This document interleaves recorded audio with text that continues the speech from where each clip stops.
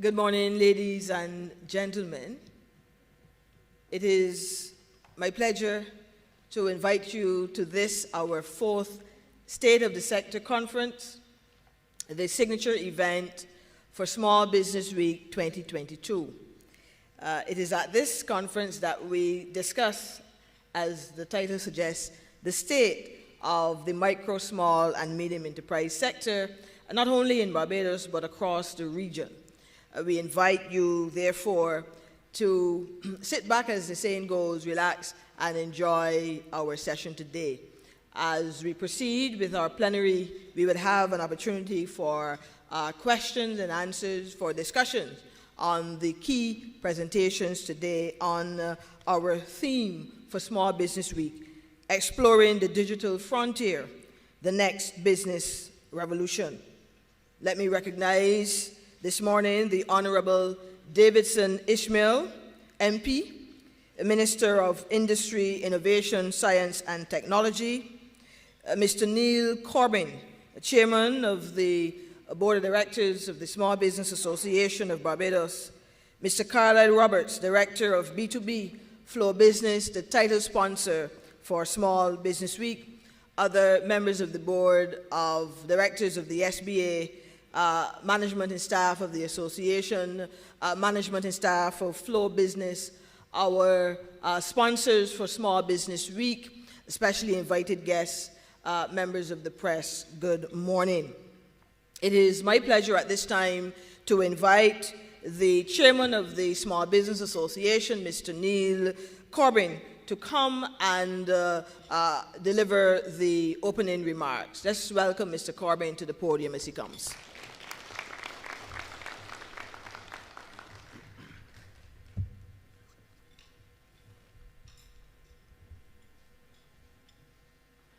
Thank you, Madam CEO. Minister of Industry, Innovation, Science and Technology, the Honourable Davidson Ishmael, MP. Minister of State in the Ministry of Foreign Trade and Business, the Honourable Sandra Husbands, MP. Permanent Secretary in the Ministry of Energy and Business, Ms. Francia Jordan. Members of the Board of Directors of the SBA Management and Staff, Mr. Carlyle Roberts, Director, B2B, South Caribbean, Flow Barbados, presenters, specially invited guests, online participants, media officials, good morning. I am pleased to welcome you to this fourth annual State of the Sector Conference. In the words of one of our popular calypsos, this year, we outside. It has been 2 years since we had a full face-to-face session on account of COVID-19, and I am sure you will agree it's a blessing to be able to assemble in this manner for this year's conference. We also thank those who have joined us on our online platforms and look forward to your active participation later in our plenary session. As a part of Small Business Week 2022, this year's State of the Sector Conference is being held under the theme Exploring the Digital Frontier, the Next Business Revolution. This theme was aptly chosen to help us to explore the disruptions being experienced on account of the coronavirus pandemic and the resultant rise in the use of technology in the way we live and do business. It may sound like a cliche at this point, but it is a truism nonetheless. It is not business as usual. The disruption caused by digitalization will influence new ways to develop and deliver goods and services, and provide opportunities for firms to adopt new business models that are more nimble, more economical, and more relevant to the needs of today's customer. I must hasten to add that the SBA may have been ahead of its time. You see, back in 2013, we started on a path towards digitalizing our operations as a blueprint for doing business. We embraced paperless processes, moved towards the use of online communications with our members, and added features like the QR code as part of our corporate signature.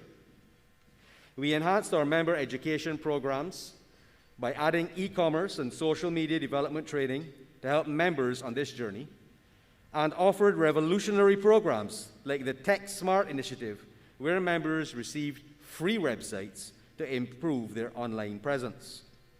Thanks to COVID-19, some 9 years later, these initiatives are now like second nature. Firms had no choice in the last 2 years but to adopt some form of digital presence to maintain contact with consumers and suppliers. A survey conducted amongst members a few years ago showed that more than 90% of firms used emails as their main mode of communication, and over 50% used either a website and/or social media page for their marketing. Though commendable, this data shows that we still have some distance to go in being tech-savvy as a sector. Whereas there are several solutions to the improvement needed in the future, I wish to proffer 3 at this stage for us to consider. Firstly, we need to promote financial technology and facilitate expansion in this area as part of the overall growth strategy for our economy. In 2016, Inter-American Investment Corporation report suggested that Latin America and the Caribbean was the fastest growing region after Asia in internet penetration. We are aware of the digital disruptors. However, fintech still remains underdeveloped in our region. Access to finance for investment in digital businesses must be improved as a matter of course. Secondly, as an enabling business environment is required for businesses to flourish. Beyond the Data Protection Act, where are we on issues of cybersecurity and cybercrime? At present, there is no requirement for businesses to report cyber attacks.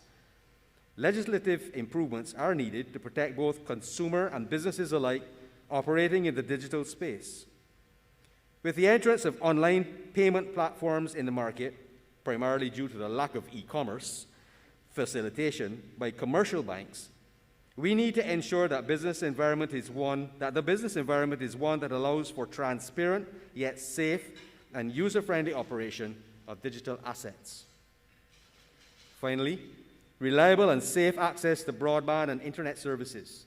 We welcome the announcement by government to establish smart cities, as this initiative will enable business owners the access required to do business online wherever they go. This must be fast-tracked to enable the entry in the market of entrepreneurs and small business owners to innovate, engage consumers on the go, and facilitate actual trade of goods and services globally at the speed of today's business. So let us turn our attention to the next frontier, the digital revolution. History showed us the impact of the steam and power revolution, then the age of science and mass production, and now we're at the cusp of technological expansion and social change.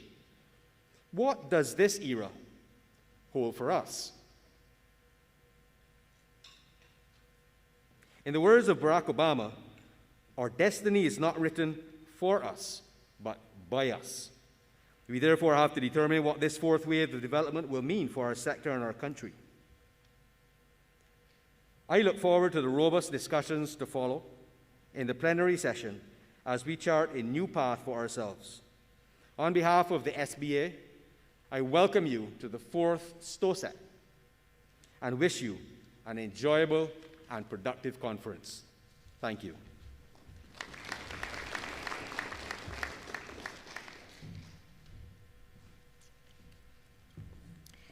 Thank you very much, Mr. Chairman, for your opening remarks and reminding us that we are indeed in this fourth revolution. What does it hold for us? Well, we have our presenters who will come shortly and share their perspectives on this. But let me remind you that you are actually at the State of the Sector Conference, the second event for Small Business Week 2022.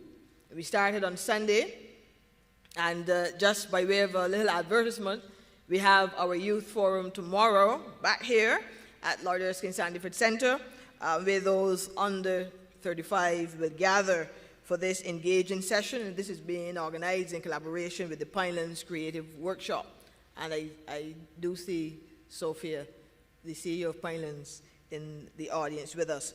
And then we turn our attention on Thursday to our annual general meeting. So all you members here, please be reminded of this event, 3 p.m. on our Zoom platform. And then on Friday, we're back here again for the awards event, where several of you will receive various sectoral awards. So please take note of those dates. Now, you've heard me say time and time again, it takes cash to care. Without cash, it would be very, very challenging to demonstrate, not that you don't care, but to demonstrate tangibly that you do. And so the same is the case in business. We have colleagues, ladies and gentlemen, again this year, 2022, Flow Business as our title sponsor for Small Business Week. We have other sponsors. I'll share a little bit more about them a little later on. But Flow Business, the title sponsor, has again come on board and lent their support in the organization of Small Business Week this year. And so it is my pleasure at this stage to invite Mr. Carlisle Roberts, Director of B2B with Flow Business, to come and share the sponsor's remarks. Let us welcome Mr. Roberts, please, as he comes.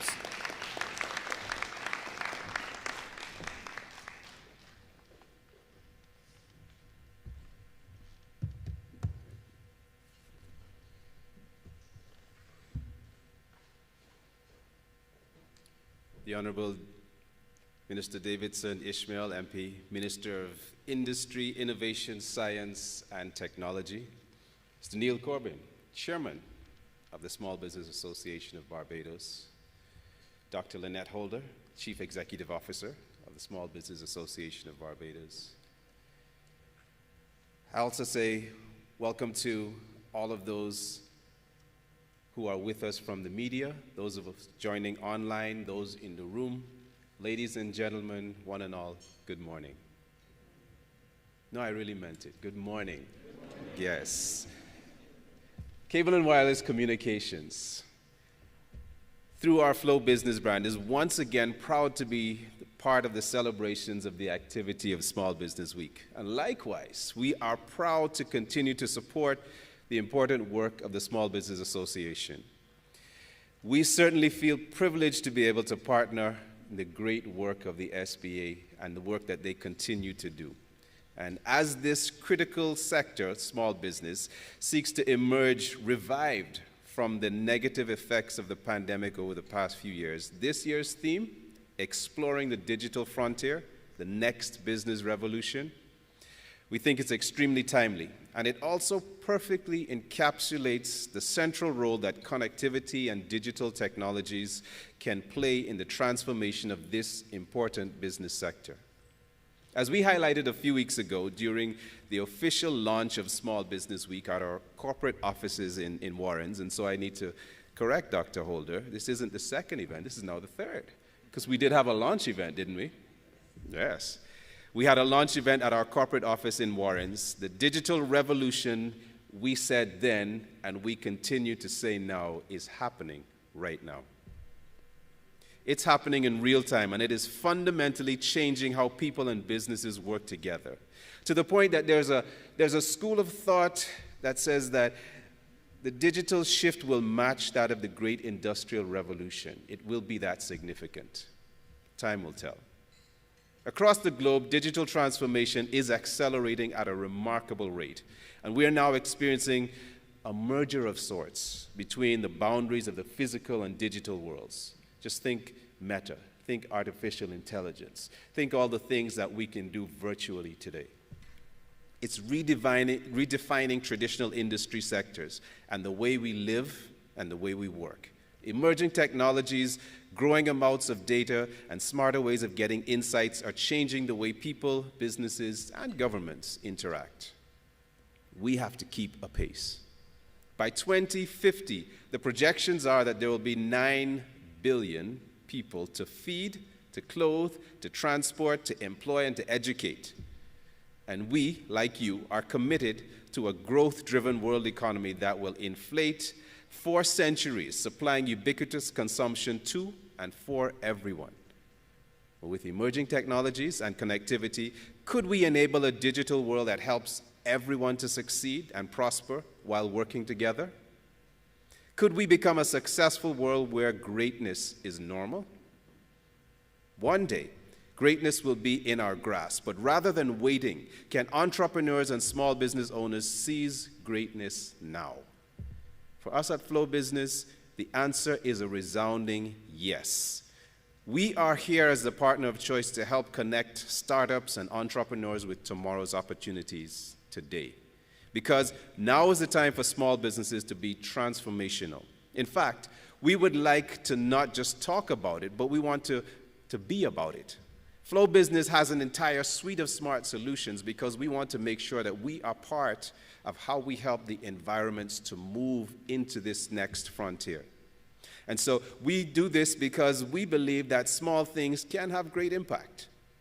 Our smart solutions, as we call them, offer ways to transform the way businesses do sales and marketing, elevate productivity, receive and deliver support, and even provide storage and cybersecurity.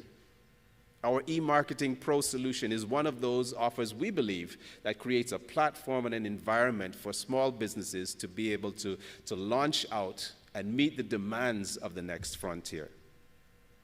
You can be seen and known, and you can grow your customer base and increase sales using all of the social media platforms through our eMarketing Pro solution. This impressive platform can also help with the creation and management of email marketing campaigns. And it doesn't stop there. This platform also helps with websites and online store to accept payments online. We can also help businesses get the right ads in the right locations to reach the right people for your business online. Flow Business is with you every step of the journey, and much of the features that we've mentioned and that are actually included in our internet and mobile packages to ensure that you have all you need to remain connected, to remain relevant, and to level up your business. Today, we enjoy a connected world full of devices. We keep them in our hands, in our purses, in our pockets, next to the beds while we sleep, and surround ourselves with screens and desks and countertops. How many of you have ever left home, realized that you don't have your phone, and what do? You say, oh, I'll get it later. No. You turn back and go for it. Why is that? We are so connected that we can't do without these devices. Isn't it amazing how times have changed? You would think this is a technology that is centuries old, and it's just decades. But what if all of our devices and screens everywhere were a two-way network system that turns the earth into a digital living room with everyone in it?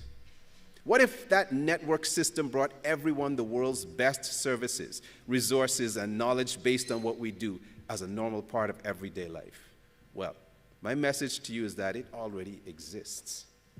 Flow has a long and proud history of providing reliable connections for the people of Barbados across every facet of life, including now their digital life, which is in fact a real life. For quite some time now, we have been laying the foundations for a fully connected environment, not to mention a fully fiber-connected environment. And we believe this will result in improved linkages between our homes, our schools, our businesses, and government. This environment will help create jobs, boost the potential of individuals and organizations, and accelerate national growth. When we launched Flow Business a little over a year ago, it represented a new and distinct way of engaging with entrepreneurs and small business owners in Barbados. Unlike any generation before in history, we know how to design and build our digital dreams. Yes, we do. And we also know how to expand the possibilities of our digital future. So, we invite you all to partner with what's happening next. And we invite you to partner with us as we also partner with what's happening next. We would like to thank the SBA, the Small Business Association of Barbados, once again for the great work they continue to do for this sector and ultimately for our economy. Thank you once again, and we look forward to our sustained collaboration and to having a wonderful State of the Sector conference. Thank you.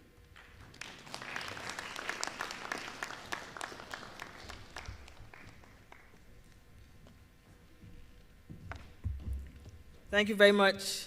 That was Carlisle Roberts, the Director of B2B Flow Business. As I mentioned before, Flow Business is the title sponsor for Small Business Week 2022. And you're right, Caroline, this is actually, yes, our third event.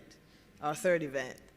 For those of you who joined us at the Flow Corporate Center on the 2nd of September, would appreciate the continued support of this brand in the Barbadian market and what they're doing to support MSME development here. It is my pleasure, ladies and gentlemen, to deliver the feature address this morning, the Honorable Davidson Ishmael NP. Now let me share a little bit about him that you may not know. Yes, you know that he's currently the Member of Parliament for the constituency of St. Michael North. You know that he would have been elected this last January and that he holds this ministerial portfolio of being responsible for innovation, industry, science, and technology. But here's what you may not know. He lives by a mantra of service to others above self. And it is this guiding principle that has permeated all aspects of his life from a very early age. In light of this, Davidson's political journey was birthed out of a desire to better serve his community of St. Michael North, where he grew up and spent most of his life in the district of Eden Lodge.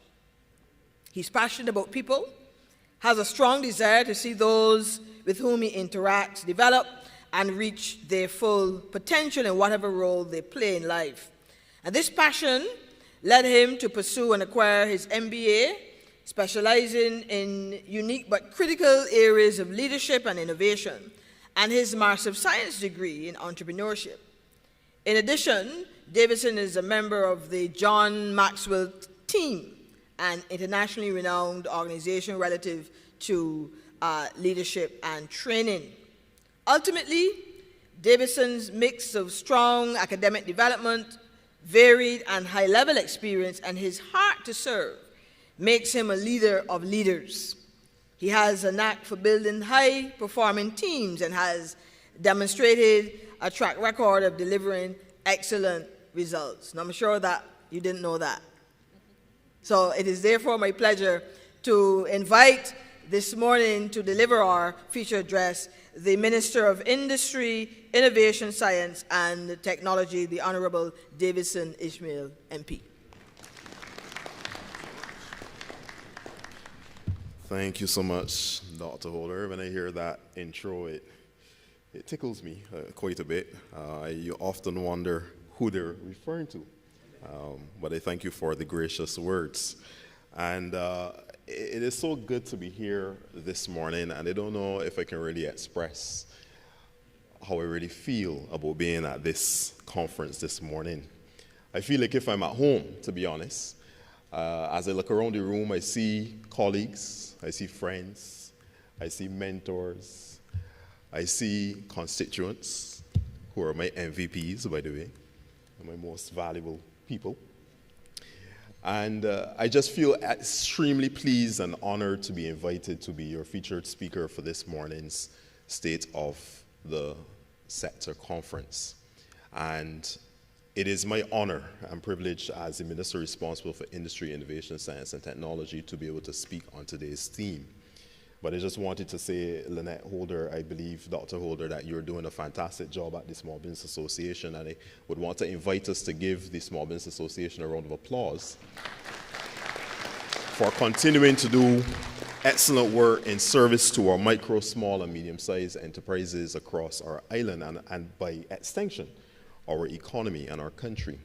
I believe that partnerships like the one with Small Business Association and Flow and other partners, I believe that that has been doing a tremendous job of transforming our nation over these many years. And it has brought us to a stage where we can say that we have done well, but there's a lot more to go, and that's why we're now exploring the new digital frontier, the next frontier of our country's development and advancement. So I'm happy to be here amongst friends, family, and colleagues. I'm very pleased to see many of you here around the room, and I look forward to being able to interact with you even as we start to wind down the proceedings this afternoon, later on. I'm not seeing Minister Husbands, but in her absence, Honorable Sandra Husbands, Member of Parliament, Member of State in the Ministries of Foreign Affairs and Foreign Trade, and also Energy and Business. Mr. Carlisle Roberts, Director of Business to Business at Flow Business, title sponsor of Small Business Week. Chairman and members of the Board of Directors of the Small Business Association. Dr. Lynette Holder, CEO, Small Business Association. Permanent secretaries in the room, senior public servants, management and staff of the Small Business Association, participants, specially invited guests, members of the media, those joining us online. Ladies and gentlemen, let me say to you a warm good morning. Wait, I said good morning. Oh, okay. I thought you were going to be impolite. Thank you. It is my distinct honor to deliver the feature address here at the 4th State of the Sector Conference during Small Business Week 2022. Small Business Week continues to provide a national platform for the Small Business Association to, one, highlight the contributions of micro, small, and medium-sized enterprises, MSMEs, to the local economy, and two, for the association to recognize those business owners and managers who are excelling in their chosen field. The State of the Sector Conference, now in its 4th year, is a signature event of the Small Business Week, and it has evolved into a regional conference with participants from the CARIFORUM region. This year's theme, Exploring the Digital Frontier, the Next Business Revolution, was chosen to focus our collective attention on the concept and reality of digital disruption relative to the way we live and how we work. The theme also seeks to bring sharp focus to the huge potential that exists relative to being able to monetize the benefits that may be accrued from this digital revolution. Due to disruption within various businesses, sectors, and industries, and the associated tremors observed in the delivery of goods and services as precipitated by the digital revolution, this theme aptly represents an ideal area of focus for national discussion during this Small Business Week. The year 2022 signals the 19th iteration of Small Business Week, the signature event of the Small Business Association's annual calendar. This week of activities is held to celebrate members through a structured awards program, even as focus is also given to educating and engaging all stakeholders on the contribution being made by micro, small, and medium-sized enterprises to national and social development. It is this national focus that has positioned this annual week of activities as the premier event to review the state of the micro, small, and medium-sized enterprise sector and to identify those policy and development interventions that are needed to strengthen the sector. Small Business Week also serves as a mechanism to invite the public to patronize micro, small, and medium-sized enterprises through promotional programming.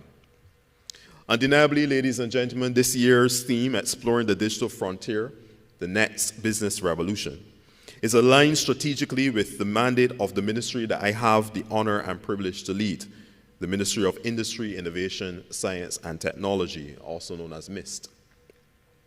Through the inclusion of industry as the newest addition to the portfolio under the ministry's purview, my government has already signaled its commitment to promoting, driving, and leading industry into the 4th industrial revolution, also known as Industry 4.0. Colleagues, I wish to discuss briefly and to reflect on the history and the evolution of industry. Industry has changed dramatically over the years, both in terms of the products being made and also the ways in which they are made. The first industrial revolution used water and steam power to mechanize production. The second used electric power to create mass production. The third used electronics and information technology to automate production.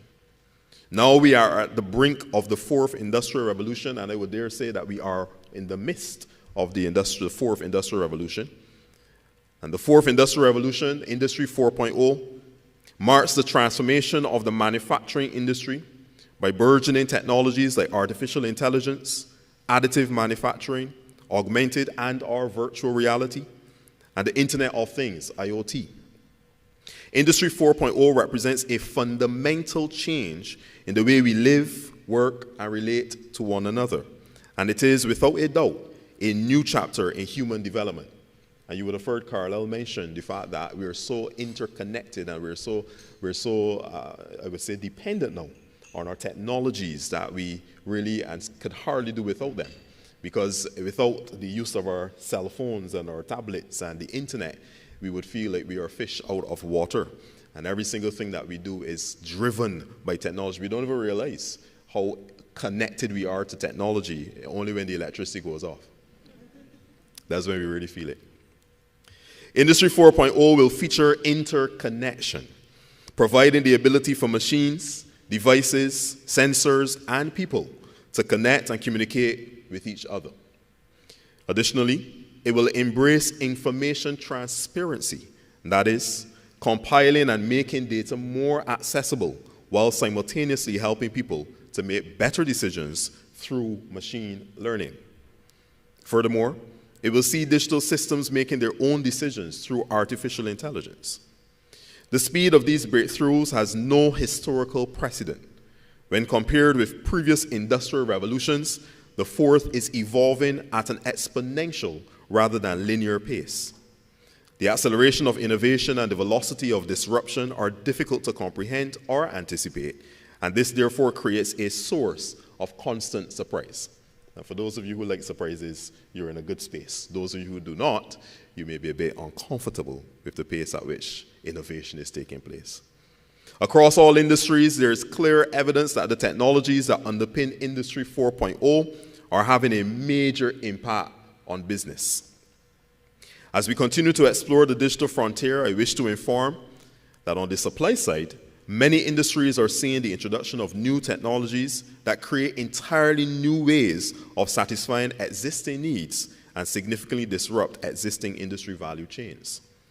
Disruption is also flowing from agile and innovative competitors whose access to global digital platforms for research, development, marketing, sales, and distribution allow them to drive out well-established incumbents faster than ever before as they improve the quality, speed, and/or price at which value is delivered. Major shifts on the demand side are also occurring as growing transparency, consumer engagement, and new patterns of consumer behavior, increasingly built upon access to mobile networks and data, force companies to adapt the way they design, market, and deliver products and services. Industry 4.0 is disrupting almost every industry in every country on earth, heralding the transformation of entire systems of production, management, and of course, even governance. While global export leaders like Japan, South Korea, Germany, Switzerland, and China are making the transition, some small island developing states are still grappling with the principles of the second and third industrial cycles.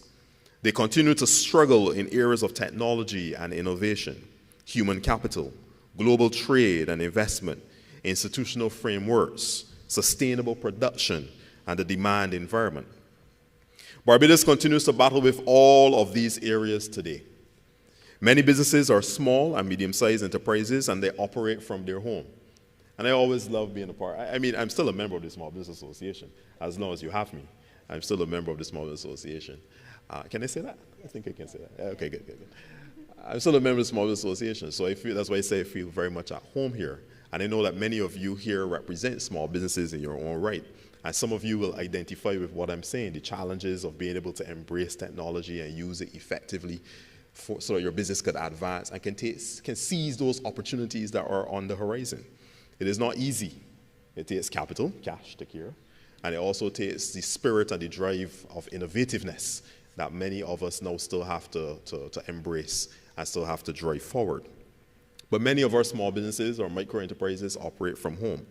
A large number of these fail to separate business activities and finances from those pertaining to the household, personal expenses and activities.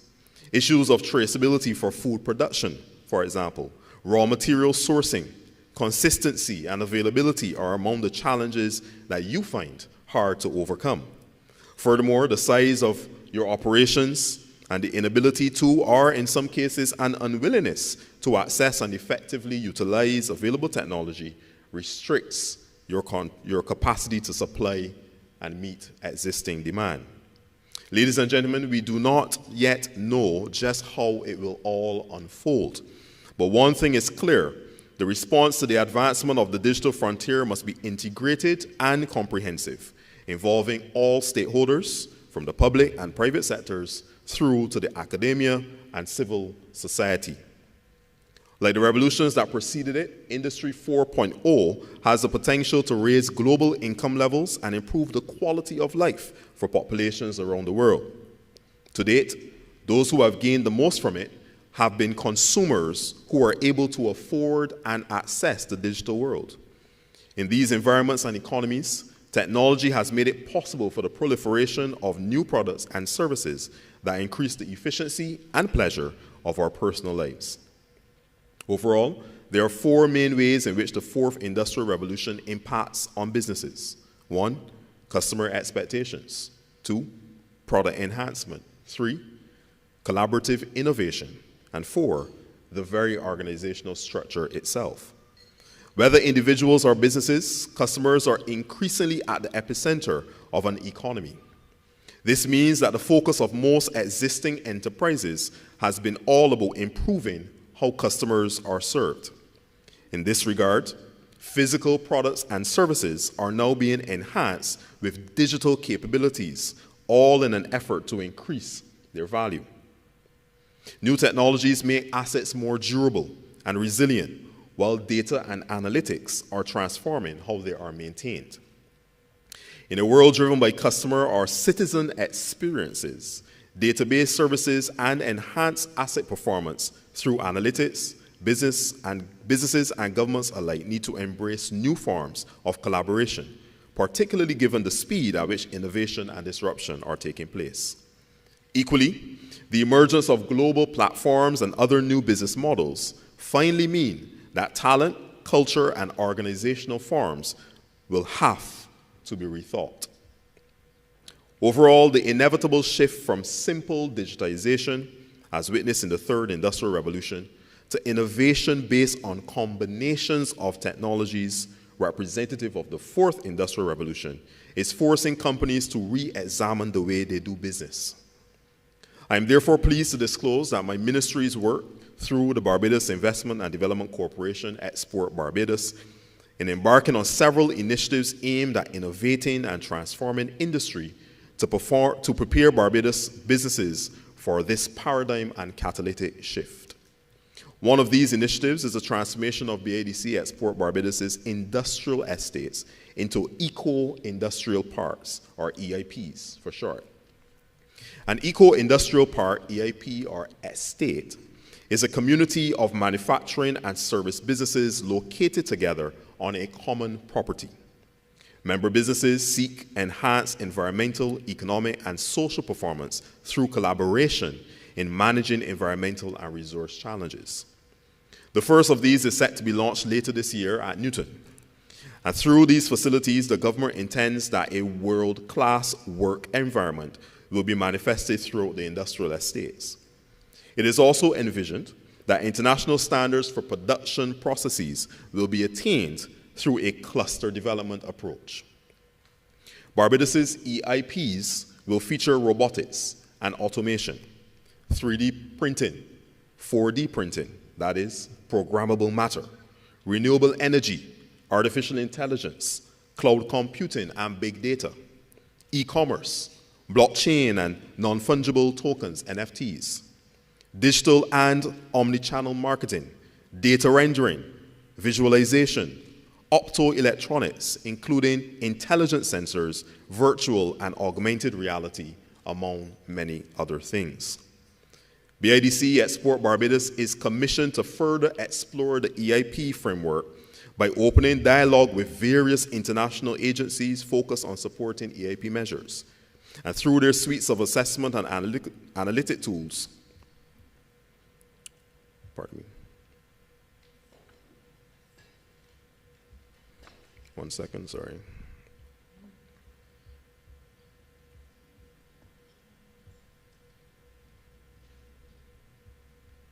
and their investment funds. Apologies.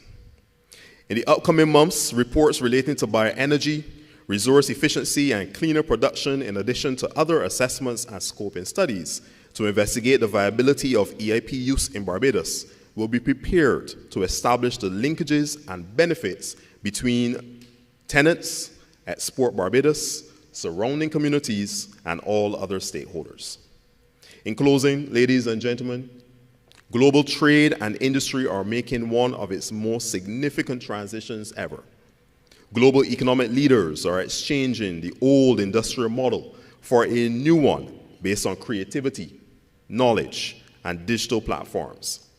Economic growth will increasingly be predicated on creative innovation, technology, and talent instead of the natural resource-intensive, large-scale manufacturing industries that once characterized the previous century. This augurs well for this little island state of Barbados, which consistently produces some of the most brilliant minds from its academic institutions each year, especially in the area of life sciences. I urge all those gathered here today, and even online, to ensure that you are not left behind as the world moves into the fourth industrial revolution and beyond. The government of Barbados is ready to work with you, and therefore let us join hands and show the world what Barbados can do, even as we resolve to return our nation to the standing once described by the late UN Secretary General Kofi Annan, where he said that our island was one which punched above its weight. May the remainder of Small Business Week achieve all of its objectives and leave a tangible and indelible mark on all micro, small, and medium-sized companies in our country. And even as I close, I want to once again congratulate you on this fourth. I don't think I've missed one since it started, and I have always appreciated it, and I'm actually quite honored to be here speaking to this august body this morning. So ladies and gentlemen, continue to enjoy the remainder of our conference, and I thank you.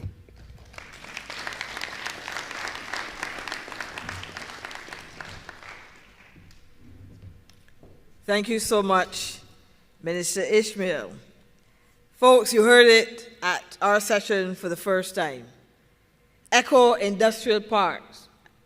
Trust that the media captured that. I will take that far and wide. I'm excited, Minister, about this concept.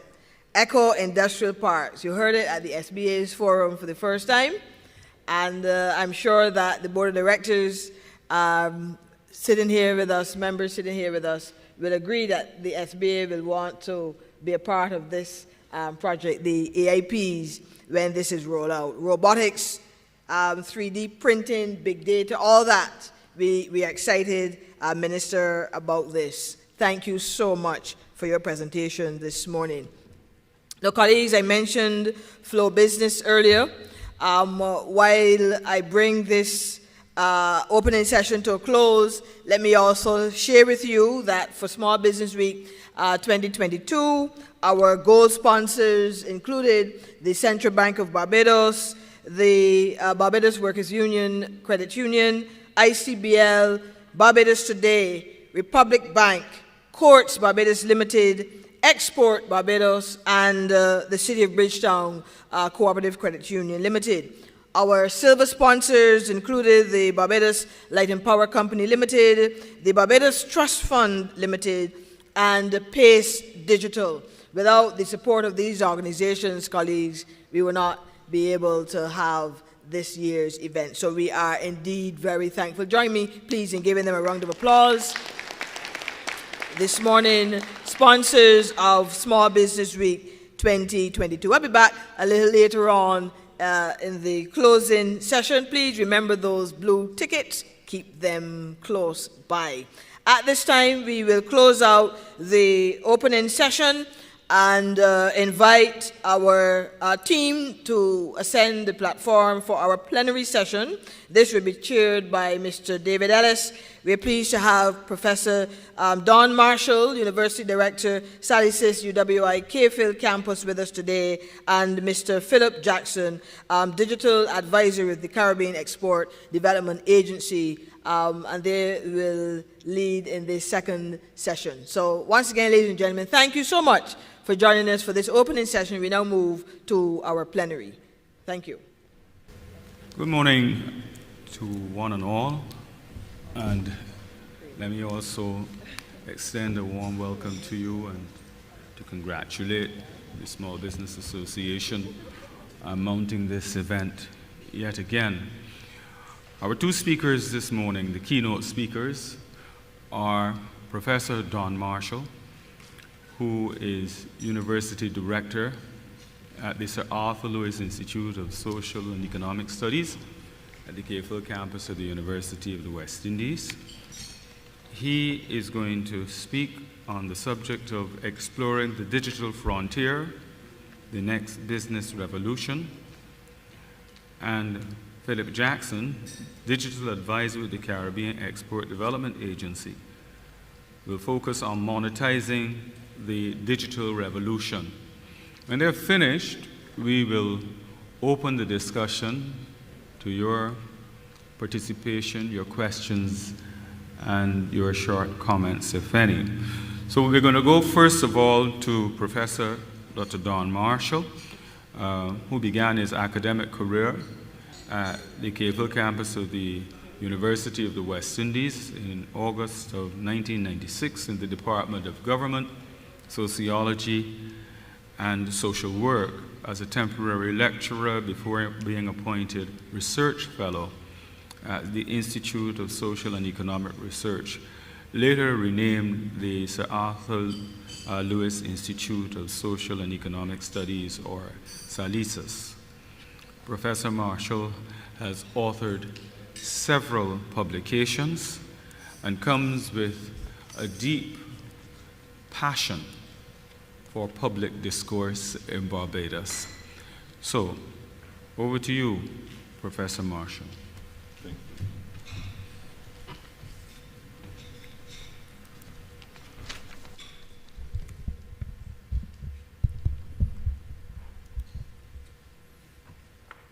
Greetings, everyone. Thank you very much, Chairman David Ellis, if you don't mind me referring to you as that. Chair and moderator, I want to acknowledge the presence of our minister. I also wish to thank the Small Business Association for inviting me to deliver this. And this is an honor and a pleasure, not in any cliched way, but it always gives me great joy to have to move from, as it were, the books and discourse to engage and entreat with publics that I do speak about in my own research, but and publics that I try to defend in terms of the vision and way forward. My work, my life's work, or rather my career work, which is, well, my life's work because it's my own passion or vocation, just happened to get paid, is about how do we transform futures with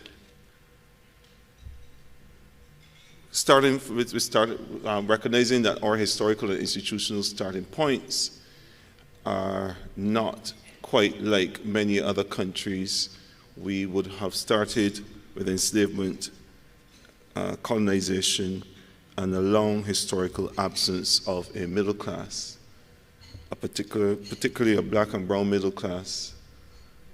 When you have those kinds of handicaps or obstacles, there is a lot that is demanded in any social transformation venture to seek to overcome those hurdles, and you need certain kinds of elite cognition of that as you frame development futures. If you are going to believe that global capitalism presents enough neutral space for all countries to succeed within at the same time, then you're trading in bourgeois illusions. there is no such thing as neutral space for all to succeed within at the same time. And if you acknowledge that there is a need to recognize that all markets have to be politically constructed and politically maintained, then this business about private sector being the engine of growth, government having to play a particularly restricted role in shaping development futures, all of that goes into the trash can, the ideological trash can, because you have to be very pragmatic when it comes to issues of how do you transform and enter into social transformation venture to ensure that development represents freedom, transformation of people's lives, and democracy also represents freedom and a full blossoming of the human spirit. So philosophically, I approach every topic I treat to with a clear question to answer in my mind what it means to be human.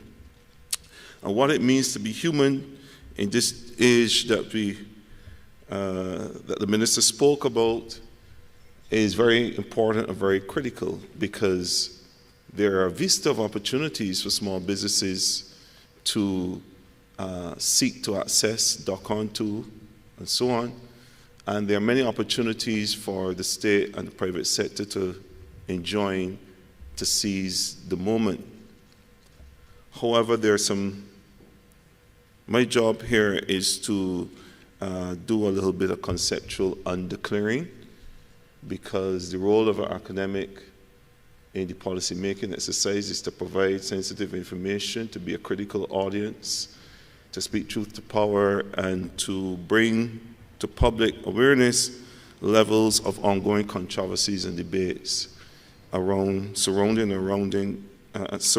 issues to do with equity, justice, and so on. Now, there's a universalist perception of the World Wide Web as a democratic space, but it often obfuscates the operation of power asymmetries in digital infrastructures and global media flows. We know that geopolitics, unequal access to digital technology, and social and cultural values shape such infrastructures.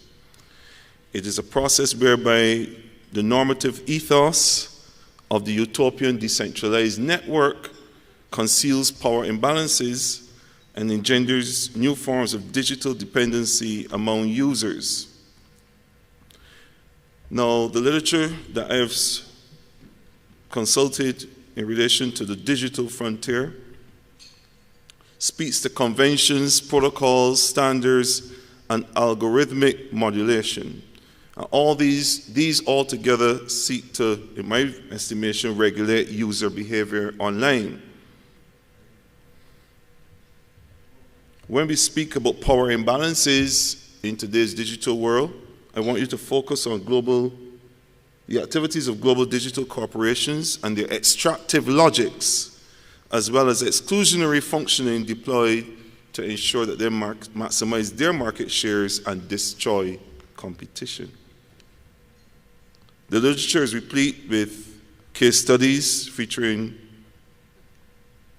the following dominant digital companies: Facebook, Google, Amazon, Microsoft.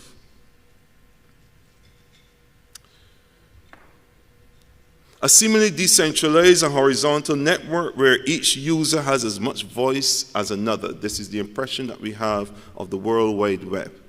A seemingly decentralized and horizontal network where each user has as much voice as another. It's a pervasive and ubiquitous medium that seemingly offers us so much. For example, unprecedented abilities to create, connect, communicate. But it also asserts a near constant form of control over us. The duality here is paradoxical. Hence, there's a need to unpack the components of what I call digital power. The notion of frontier, when we talk about the digital frontier, the notion of frontier is an evocative concept because of its colonialist trope. The colonial frontier denoted a moving line separating civilized from the wild, nature from culture, where opportunities are rich for the first explorer to put up a fence, to tame and shape the ensuing enclosure. This has parallels with the dominant digital companies scrambling today to move into undigitized spaces of the world and the homes of undigitized people, to carve out their private enclosures and domains of influence. Large parts of the world remain outside the digital enclosures or networks due to lack of resources on the part of public institutions to provide them with connectivity. This gap has led to a scramble of sorts between the dominant Western digital companies so mentioned before, Facebook, Google, Amazon, Microsoft, to expediently position themselves as internet service providers or ISPs in these areas. So, in addition to their role as dominant platforms, these companies are also the providers of key physical infrastructures through which their sites, services, and content are accessed in nations that simply do not have the resources that large parts of the Western world do. The consolidation of pipes, protocols, and programs or content in the hands of global digital companies heralds an era of unprecedented vertical integration and allows these corporations to wield immense power in shaping cultural consumption in many and in yet to be digitized parts of the world. This plural digital media ecosystem. There's a particular scholar, A.K. Song, wrote an article called The Digital Entrepreneurial Ecosystem, A Critique and Reconfiguration. And his main argument is that we need ground for a more digital system. There's a privacy enhanced, market encouraged, and digital security. I thought I would premise what I say today by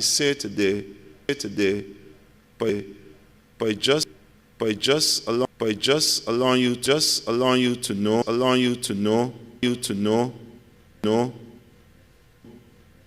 that the digital frontier is not tame space. That the digital frontier is shot through with politics and relations of power to navigate. That's the first thing I think I need to say. And to my mind, it needs media regulation on a global scale. And in much as other issues occupy the attention of intergovernmental bodies, whether we're talking about trade, whether we're talking about anti-money laundering, whether we're talking about tax evasion, or tracing and tracking terrorist finance, I think this issue of the need for a diverse and plural digital media ecosystem should be on the agenda as well. If it's not on the agenda, seizing those opportunities that we spoke about, that the minister spoke about, that Philip no doubt will speak about after me when he talks about monetizing, these opportunities will not be realized. There's another critical obstacle of a structured nature that I will raise now. But let me first say, give you a sense of what the literature is saying about the opportunities for small business. I will not steal Philip's thunder, but just suffice to say that apart from the literature that tends to treat the digital age as panacea and as silver bullet, the more sober readings do agree that there is the scope for the marketing of experience and innovation. There's a premium place on innovation and selling an experience. And one of the things that is quite clear in the literature is that all businesses face a stark choice. They can innovate goods and services even faster, or focus on offering innovation up the progression of economic value on experiences that engage customers. Case in point would be something like Starbucks. The higher order offerings create greater value for customers because they generally have, well, I should read that again. The higher order offerings create greater value for customers, they generally have longer lifespans as they prove more difficult for competitors to imitate and enable, and these higher order offerings also enable premium pricing. The challenge for small businesses in our part, to my mind, is to do with the prevailing enterprise culture. Now, the premium seems to be placed, as I said, on innovation on one hand, and the need to pursue some kind of value-added ethos, or you need to have some kind of value-added ethos driving what you do. Now, when we look at Barbados, I am not so sure that we can speak of a society and an economy reflective of that value-added ethos. I think we are very good at reproducing the status quo. We've become excellent at it. And this is a cultural thing. This is nothing that you can treat to in any straight policy sense, unless, again, we're talking about a social transformation venture that begins with education, that begins with revaluing how we see entrepreneurship, revaluing how we see education across all fronts.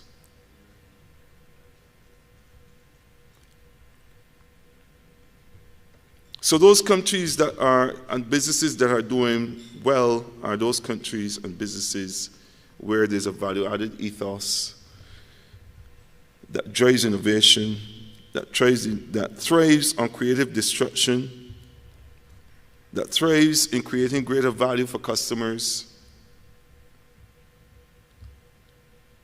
So enterprise culture and legacy are important if a value-added ethos is to emerge. Now, we have a very conservative enterprise culture, as I earlier alluded, and this is the part where the media never gets me right. And I don't chase down trying to correct erroneous stories. I did early in my career, and it was exhaustive, so I learned, as you get older, you get a little bit more. You learn to let things go. Vanity can consume you. Just trying to get what I say right by writing letters to the editor or calling David Shaw or something. That is about, when you look at it really, how much of that is vanity and how much of that is trying to get the public record right. In my own mind, I found it an exhaustive kind of activity. So let me say this slowly and again. All right? Our economy is based on finance, import trading, insurance, and real estate prospecting, which includes the hospitality sector, tourism, and so on. FIRE is the acronym FIRE. Okay? If you are, this is understandable if you understand the legacy of the country.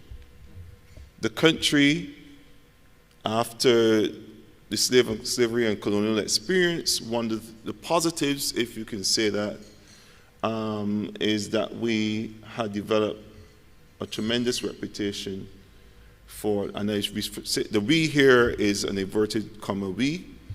The planter merchant elite had developed a reputation for tremendous acumen in commerce, tremendous acumen in the hospitality services, because the plantations were also seen as welcoming societies. Tremendous acumen in producing value through complex understandings of finance. So structuring financial packages and vehicles, very good. The history of Sagicor being, before that, Mutual, starting back in 1840, rescuing indebted plantations and so on and so forth. We know how to slice and dice finance to ensure the survivability of businesses of particular interest. That legacy has served us well. That it's not a surprise. When Wendy McLean, in his own research, asked why did select Caribbean countries develop phenomenally fast international financial centers like the Bahamas, Antigua, Barbados. When he was asking that question, he posed it as a research question because the traditional arguments, and still today, is that our offshore financial centers, our international financial centers are really creatures or derivatives of developments taking place in the euro-dollar market, in the wake of the euro-dollar market that was started in 1957, 1958. And that we just simply commercialize sovereignty and dock onto the strategy by putting in place also state-of-the-art legislation. So when Wendy McLean asked, but what accounts for how phenomenally fast these countries were in attracting greater and greater global share of international financial business? They couldn't answer. The answer lies in our enterprise, in our legacy, enterprise legacy. Bahamas has long been a sort of an entrepôt trading post society and economy, didn't have contact slavery, but in terms of expertise in commercial endeavors, they had that. Barbados, contact slavery, but it was a re-export country for enslaved persons and so on, going on to other countries.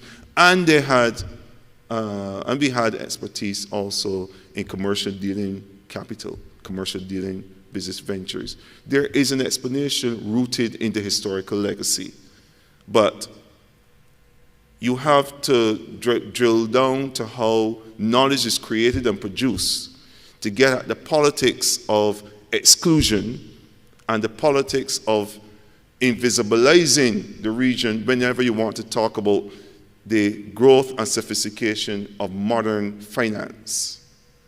Any story, anytime you go to read anything about portfolio finance and the history of portfolio finance, or the history of credit, or the history of entrepôts, the Caribbean is evacuated, eviscerated, invisibilized from that history. So there's a lot of useful work that the University of West Indies scholars do in recovering that history and answering back empire.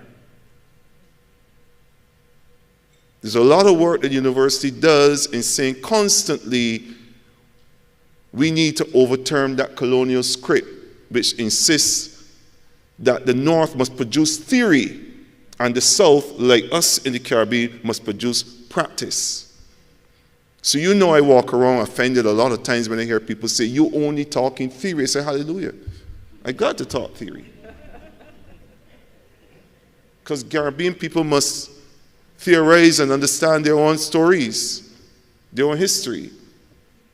If you're going to get truly global accounts of the histories of commerce, capitalism, etc., etc. Truly global accounts, and not particularized Eurocentric viewpoints.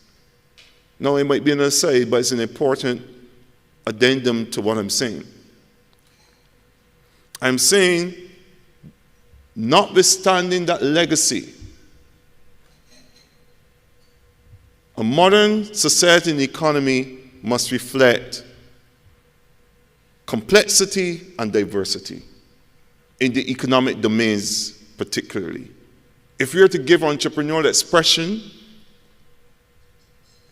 or if you're to give entrepreneurs an opportunity to seize and dock onto to the many opportunities that are visible and that are tangible within this modern age, we need to have a culture that will enable such. People like Professor Robinson and others have spoken at length about moving past debt finance, measures debt finance, models for pushing through successful business. So I would just, in my last 2 minutes, I would just want to say the following.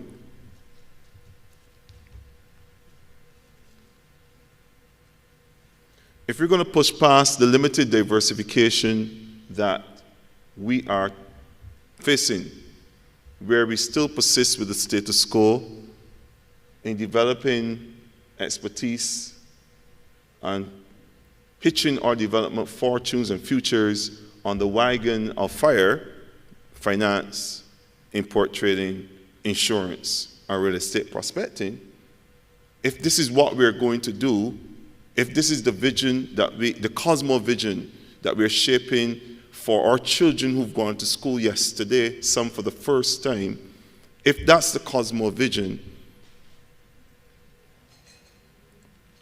then I think we are not creating the right kind of society and enterprise ethos for all small businesses to thrive.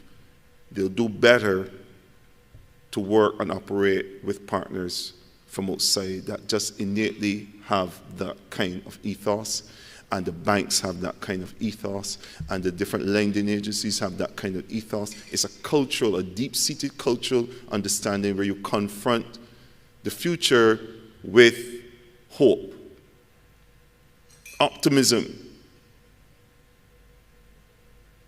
No government in 5 years is going to turn that around. So when you hear me speak about critically engaging the fund, the IMF, I speak to the question of our developmental futures. It is necessary to fix and correct and sustain our finances, our public finances. That is necessary.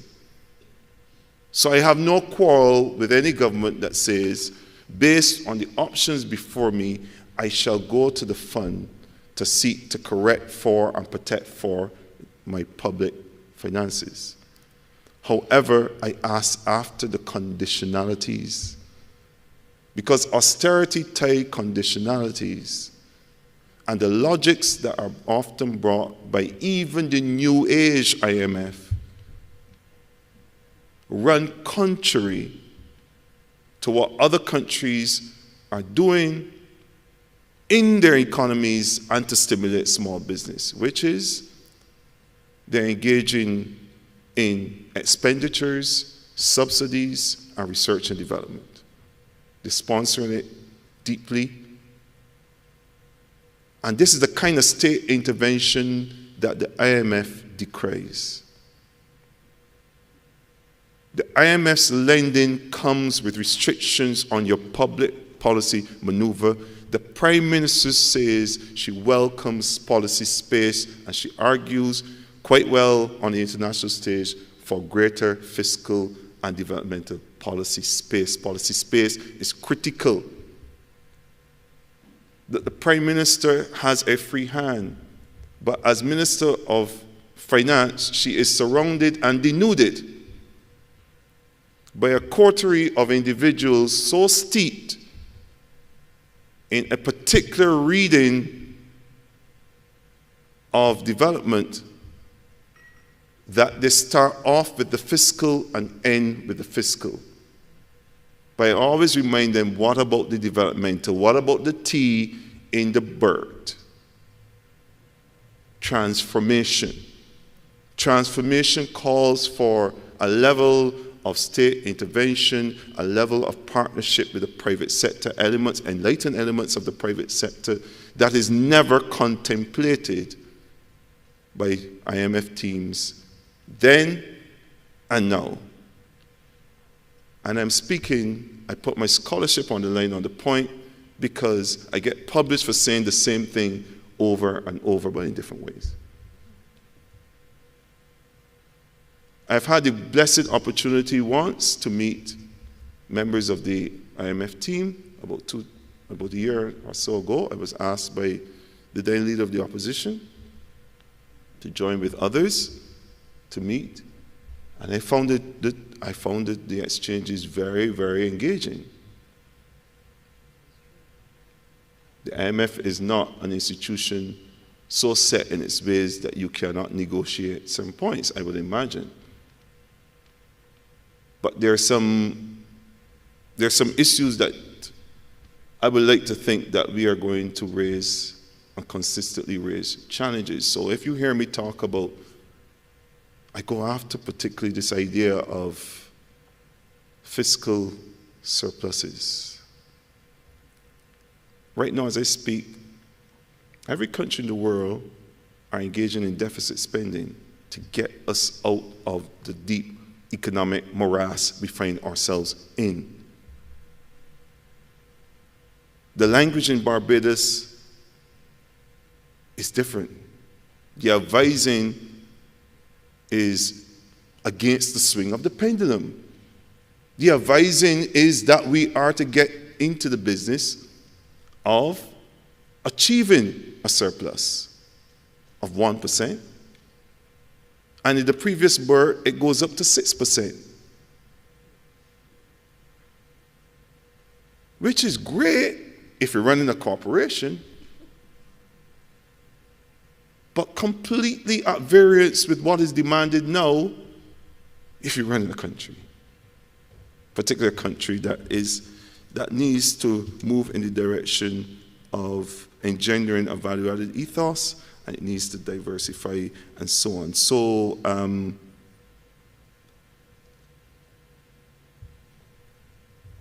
I will just end by saying there are opportunities for small businesses.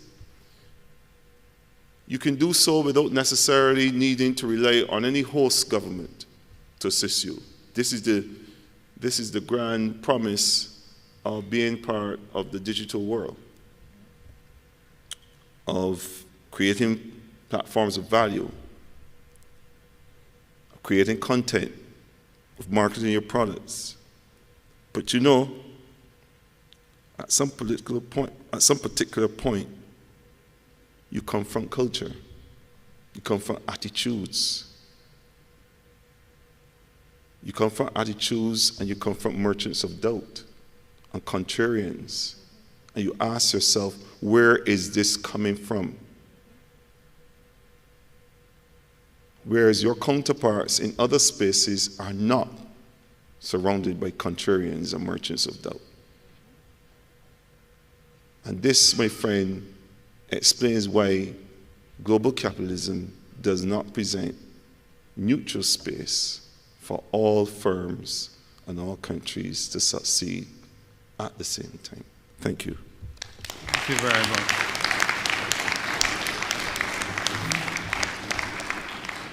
That certainly sets the stage for a most interesting discussion, because basically what we are faced with is a question of whether the opportunities that we have within the digital sphere are significantly hampered by the kind of domestic and international economic climate in which we find ourselves. So from there, let's go now to Philip Jackson, who is currently the advisor on innovation and digital business at the Caribbean Export Development Agency. He's responsible there for the promotion of digital business principles and innovation among private sector entities in CARIFORUM member states. He currently manages the implementation of the Virtual E-Commerce Accelerator Program and the Caribbean Digital Transformation Institute project. Previously, Philip worked as advisor and coordinator for Science and Technology, coordinator for the government of St. Vincent and the Grenadines.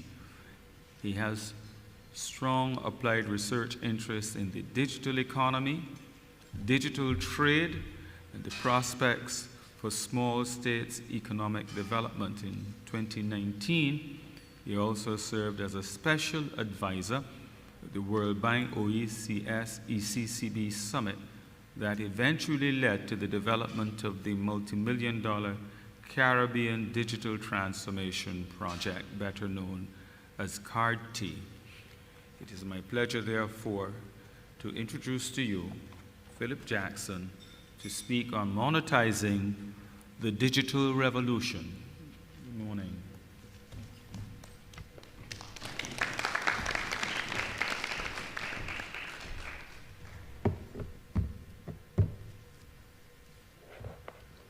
Good morning, everyone.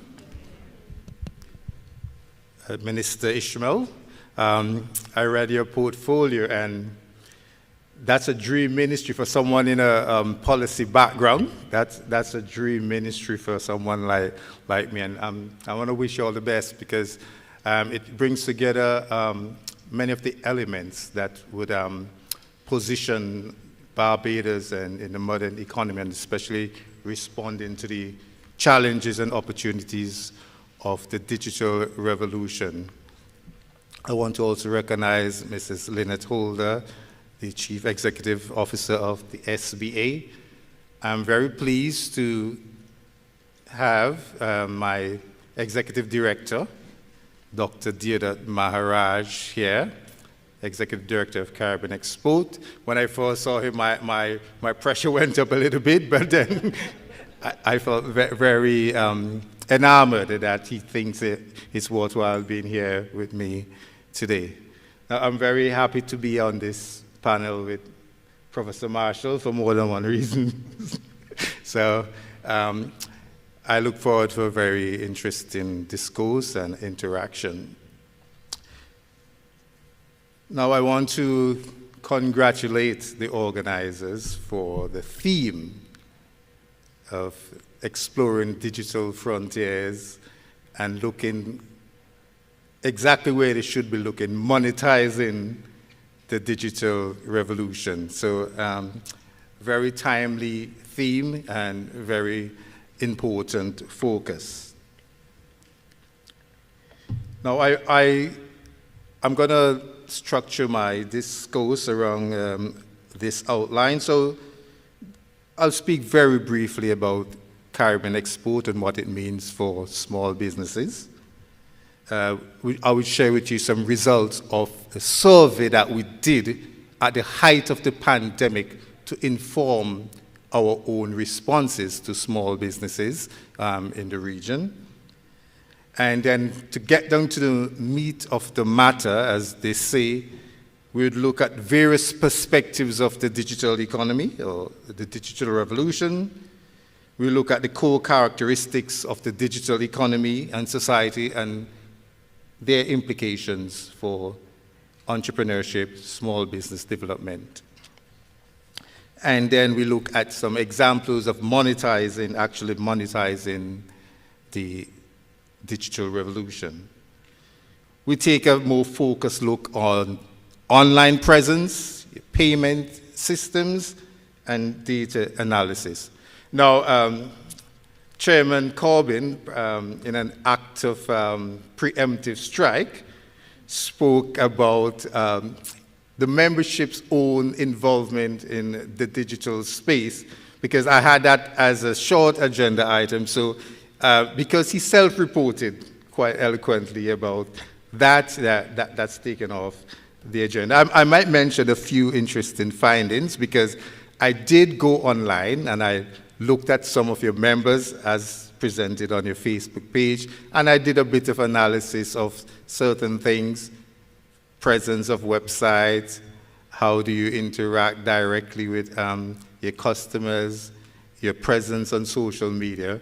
But very good preemptive strike, but I may mention just a few interesting things. Then I want to talk a bit about some very important emerging consumer trends and the implications for how you transform your businesses to meet those trends. And I want to end the discussion with two major proposals that I think government, private sector, and global industry partners can meet together to make happen in our contested space in the region. So Caribbean Export is a leading private sector development agency sponsored mainly by the European Development Fund, and we are primarily focused on export development, investment promotion, and business transformation driving economic growth. Over the years, we have spent millions of dollars in grant funding directly to companies and technical assistance programs, and we have trained thousands of businesses and individuals in various aspects of export, investment, and business development. And we remain committed to these, and going forward, one of our main focus, rightfully, is that area of digital business and digital transformation, the green economy, and the blue economy. Now, just 2 nights ago, some of you may have noticed that we successfully concluded our second Caribbean Rhythm Showcase in Jamaica with a heavy focus on the music industry. And coming up in November, we have the Caribbean Investment Forum, which will be held in Trinidad and Tobago. And that's a signature event that brings together investors from all over the world and match them with opportunities in the region. Now, we did a survey during the height of the pandemic, and this is what we found out, that the major aspects of business that were affected: cash flow, and most of you probably know that, sales and operations. And added to that, the respondents said that their physical offices, for almost half of them, that their physical operations were either halted or some products or services discontinued. And some have ceased operations temporarily. But there's an interesting statistic that came out of that exercise. Only 2% of companies during the height of the pandemic totally ceased operations, stopped existing. And that speaks to the resilience. Just a 2% closure rate speaks to the resilience of our businesses. When asked about, what are you interested in going forward, he said, grant funding and market intelligence. I like the response about market intelligence because it says to me that these companies are interested in finding out new markets, what new markets want and how best to respond to them. Now let's focus now on what I will call perspectives matter. And Professor Marshall did a very good job at critically laying out the framework within which we should understand the challenges and the possibilities of digital transformation. And to start out, I would say that data intelligence and digital platforms have risen to be pervasive structural features of contemporary global economy and society. The concept of the digital economy and society refers to the increasing digitalization of human experience, determining to a very large extent many aspects of our social, civic, and economic interactions, transactions, and behavior.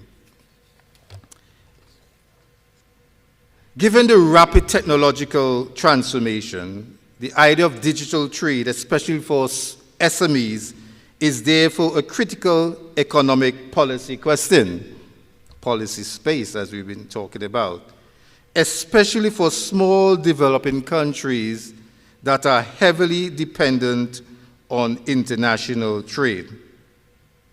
This is why this discussion and the theme for focus is so critical, and I wish to commend the organizers for framing it that way. Right, so now that the presentation is on, before, what the slides showed was different views of the universe from, by the way, can anybody tell me what you're looking at on the screen? Anybody knows what these two large instruments are? Yes? Excellent. So the one nearest to me is the new James Webb Astronomy Telescope, and the other one is the Hubble Telescope. And the point I wanted to make is perspective matters. Why? Because the lens you use to understand your experience and observe certain phenomenon and can help you to better analyze your opportunities and challenges. Yes, next slide. Right, so let's take a look at various perspectives of the digital revolution and what it means for businesses. So some say we're in a digital economy. Why? Almost everything you do with your smartphone, it digitizes life. So you take a photo, you take a video, it immediately digitizes that matter, that energy, and put it in a way that can be stored on network. So that's why it says a digital economy. But there are some that say we're in the data economy. Importantly, everything you do is being collected. So the platforms are collecting what you do, what you type, what you tweet, what you put on Facebook, where you go, when you go, and how many time you spend here or there. And they're collecting data, and they're using this data to create value. And then they package this value, and they sell it back to advertisers who say, okay, we know a lot about consumers because we have collected so much data on them, and we can help you to focus your marketing almost on a one-to-one basis. And people pay for that. So some people wonder what Facebook is. Some people say Facebook is an advertising agency. In a real sense, it is. It uses your data. You're going about your business, doing what you do best, showing off what you had last night for dinner, or what you wore to the latest event, or just congratulating somebody on a wedding or a birth. You're just going about your life, doing what you like doing. But at the back end, the algorithmic economy, those algorithms are crunching what you do and creating value, and the big platforms are extracting that value, and they're creating so much value. They want billions and billions of dollars just from you doing what you're doing. The other concept of the digital revolution is the sharing economy. Like I said, we share many things. We share, some persons even overshare on social media, like too much information, you know. But we share, and that's another concept of the digital economy. But the sharing goes just beyond what you put on social media. It also anticipates what you might say, like sharing your home on Airbnb. Now, what Airbnb did, it made unused assets like a person's extra bedroom in a village, in a home in a village, or some extra rooms.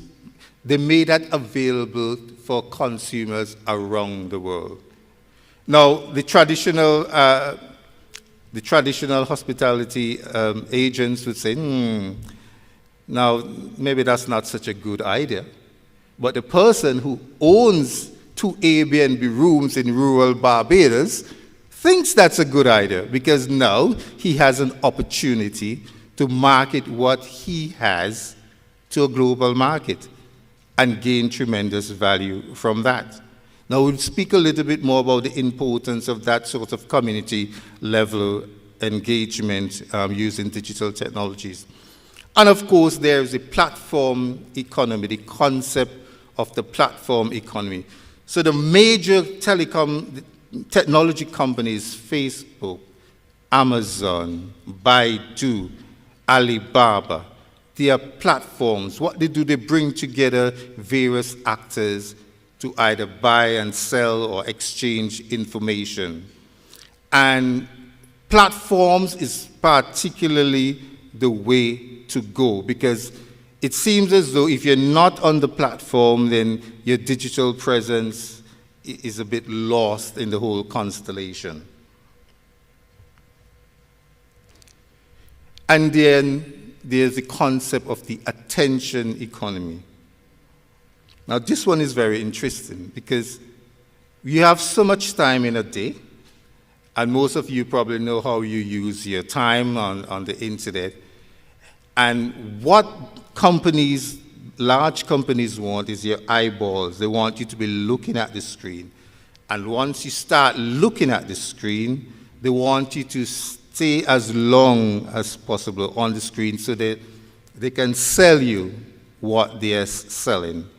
Now, if that is the case, it therefore means that for small businesses, you have to learn how to first grab the attention of potential consumers. Because if they can't see you easily, then you're not communicating with them.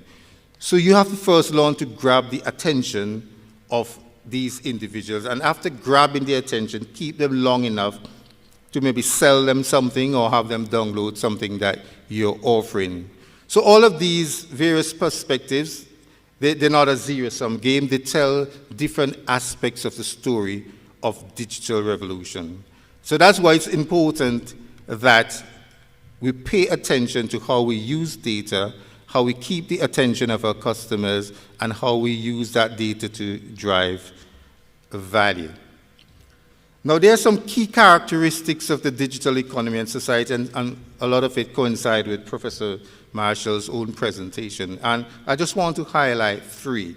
It's called the network mentality, geostrategic bipolarity, and the democratization concentration conundrum. Now, the network mentality. People, because of interacting with digital technology, have a tendency to form tribes or groups online. They share within their network, oh, I got a good service here, or I bought something really nice at this place, maybe you should try it too.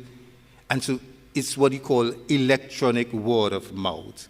So there's this tendency to share, to network, to put out there your experiences. Now, and this can be bad or good, because if you have a bad service, people talking about it on the internet could just drive the whole thing south.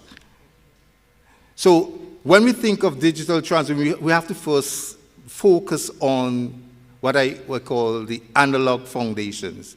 Make sure you have a good product, because digitalization can make a bad product or service worse because of the whole phenomenon of virality. Because if somebody has a bad experience and they start sharing about it and it's gone viral, then you're in trouble. But on the other hand, if you have a good product, a good service, digitalization makes it better. So it's not just like a panacea. It's just like it can be used to make your product and services better. But beware that if you have a bad service, it can make it worse. Now, the part about the geostrategic bipolarity. The truth is, the global digital economy is dominated by American and Chinese superstar companies. very big companies that are intended to dominate the global digital space. And why geostrategic? Geostrategic because the Americans want to keep their dominance in the digital space, and the Chinese are very interested in seizing the opportunity and project their own version of how the digital space would work. And so it's not strange that the Chinese government is very interested in helping, just as the Americans, I suppose, helping their companies in a very direct way in gaining this sort of dominance. That is why Professor Marshall mentioned the digital economy has very strong political undertones and very overt political dimensions to it. And the Chinese state as well as the American state, they're battling out for domination of this space. Now, this is a very interesting development for Caribbean states because many of us have relations with China, and what is called the Digital Belt and Road Initiative would bring a lot of infrastructural development to the region, maybe using Chinese technologies. The American government, on the other hand, have identified major Chinese firms like Huawei and ZTE, who have very critical infrastructure equipment that are invested in many of our countries. And they're wondering about the security issues. So it's very possible, and there's already tensions there. But so let's suppose in Barbados we have major Chinese investments in telecoms equipment, but at the same time, our businesses are interested in selling mainly to a North American market through your platforms or your online presence. You can see there and then the problems with if the Americans are going to name that these equipment as troublesome for their national security, but at the same time, our markets are North American, but the equipment that we use in our telecom sector or in our business are mainly Chinese, then there's a problem developing there. And the Americans have already signaled that they're very, especially in the era of 5G technologies, they're very, very critical of those sort of equipment and threat to national security. So it's an important question for business development, depending on how those developments go. But for the time being, the opportunities are still there for us to take advantage of the space that digital technology has provided despite the competition between the United States and China. And then there's the democratization and concentration conundrum. So digital allows everybody to be online, just about anybody.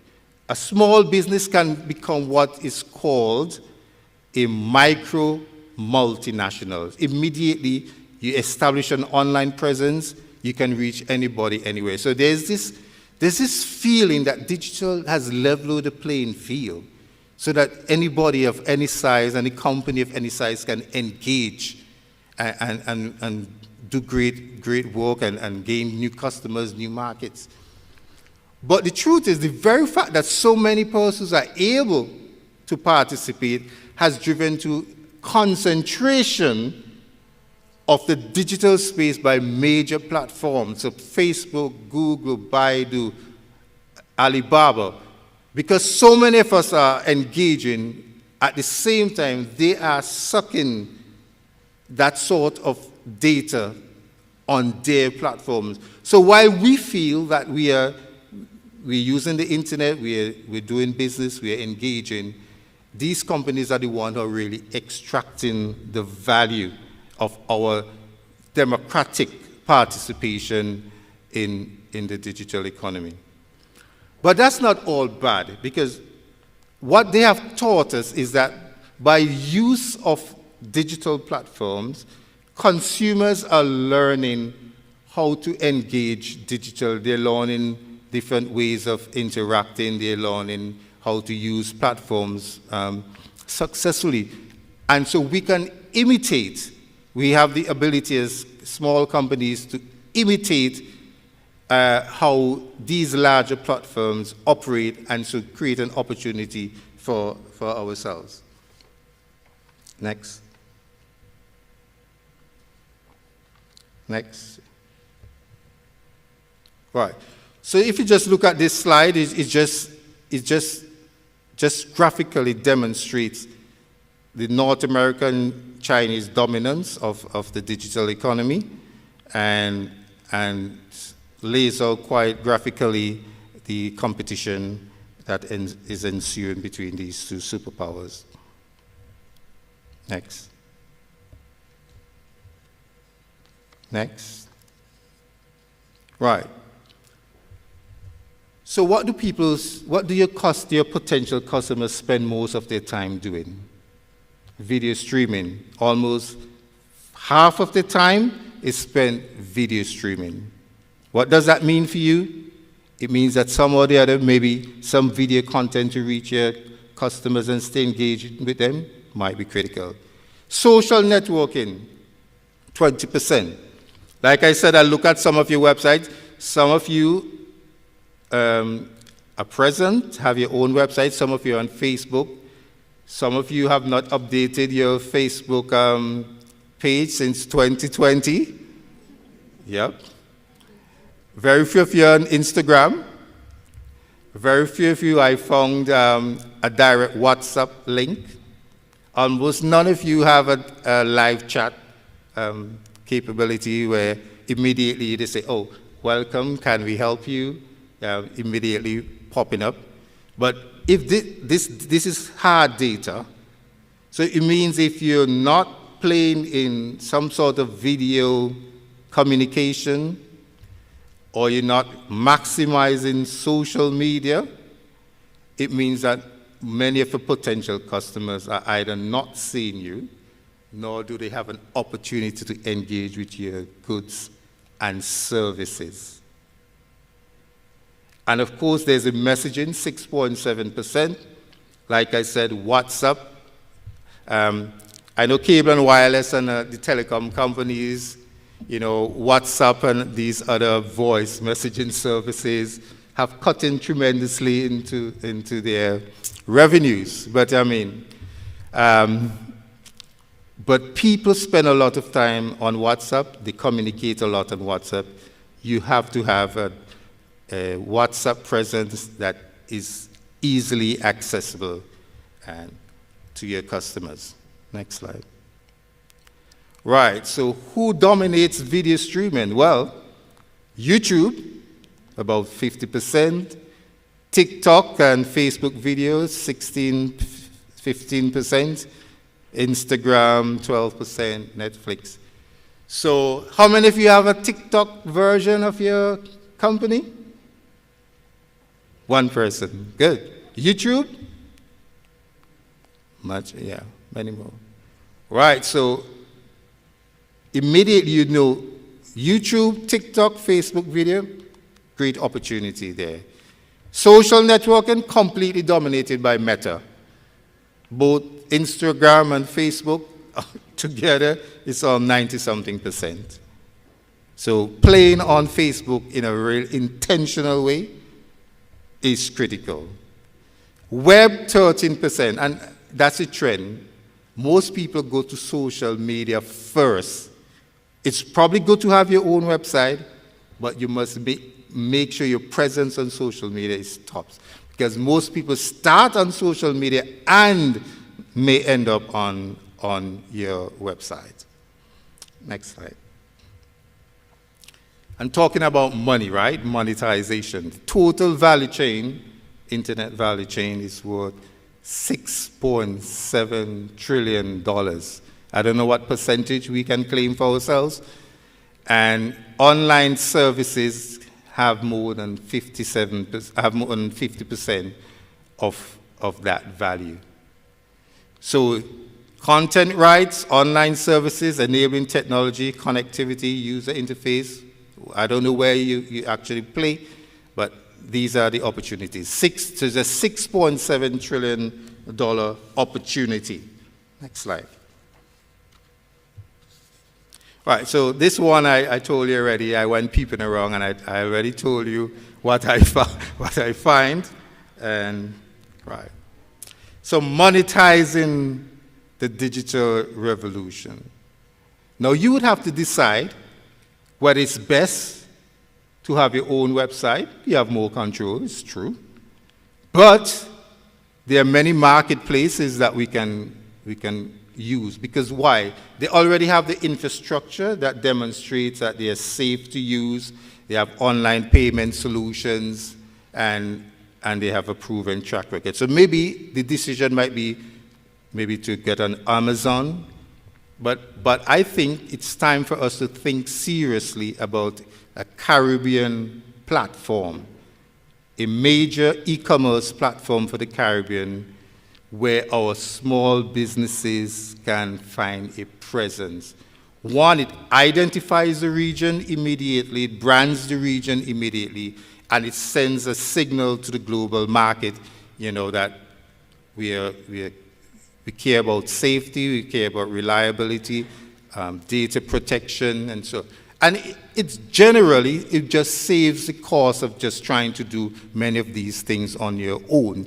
So the logic of the digital revolution is towards platformization. Therefore, regional e-commerce platforms, in my opinion, is the way to go. And that's a question for our governments and our private sector agencies to discuss about how do we create a robust, strong, affordable, regional e-commerce platform to onboard our businesses and give them the sort of tools to engage customers regionally and internationally. Now, payment solutions. Now, you cannot talk about monetizing if you can't accept money, right? So payment is important. Now, if your intention is just the Barbados market, maybe not so much, because you could probably still receive cash. But if you're thinking about regionalizing and internationalizing, then the payment solution is important. And what do we need? Safe, secure, reliable, and affordable payment solutions. Now, there's a lot of innovations. Pace Digital is there. There are other digital wallets around the region where persons can use their digital wallets to transact. But I believe the time has come for us to pay particular attention to the value of central bank digital currencies. Now, the reason for that is if you take a solutions-based approach, a central bank digital currencies give the same sort of security and certainty that central bank fiat money gives, basically. Now, you don't have to worry about maybe cryptos, and I'm not saying anything bad about crypto, I'm just saying that, there's so much more uncertainty with cryptocurrencies, etc., that a central bank digital currency necessarily doesn't have. And I can envision a world in the Caribbean world where we have central bank digital currencies on digital wallets, and yet you're able to transact easily across borders within the region, and the settlement happens quite easily by an automatic clearing house. And with the central bank backing of these digital currencies, then it's easier for even international customers to transact with you. So digital payment solutions are critical, and I think central bank digital currencies is a real opportunity for us to really expand in this space in a safe and reliable way. And data analytics. You need to understand your customers to strengthen your relationships and loyalty.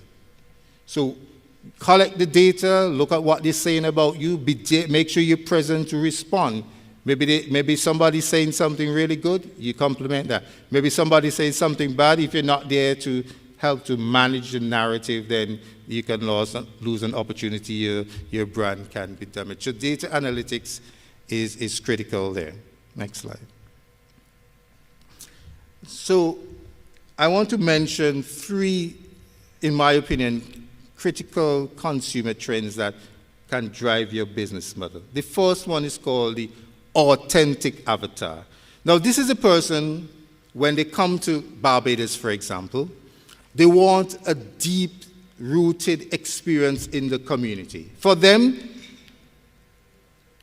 living like a local, and that's a term, living like a local, experiencing the cultural elements of your country at a very deep-rooted level, at the community level, for them is a sort of pseudo-spiritual experience.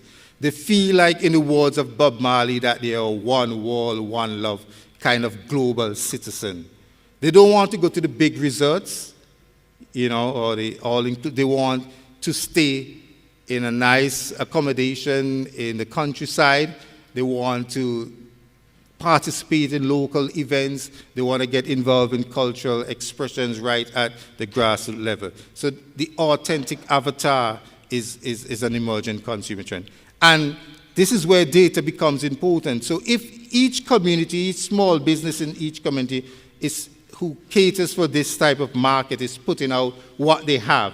This event is happening on this date, and throughout the year you put that. Now, persons who are creating packages, experience packages for tourists can now aggregate that data and put personalized, customized packages for potential visitors right at the grassroots level, and that way the economy, persons at the bottom of the pyramid of the economy can benefit because they are offering these goods and services to this type of consumer.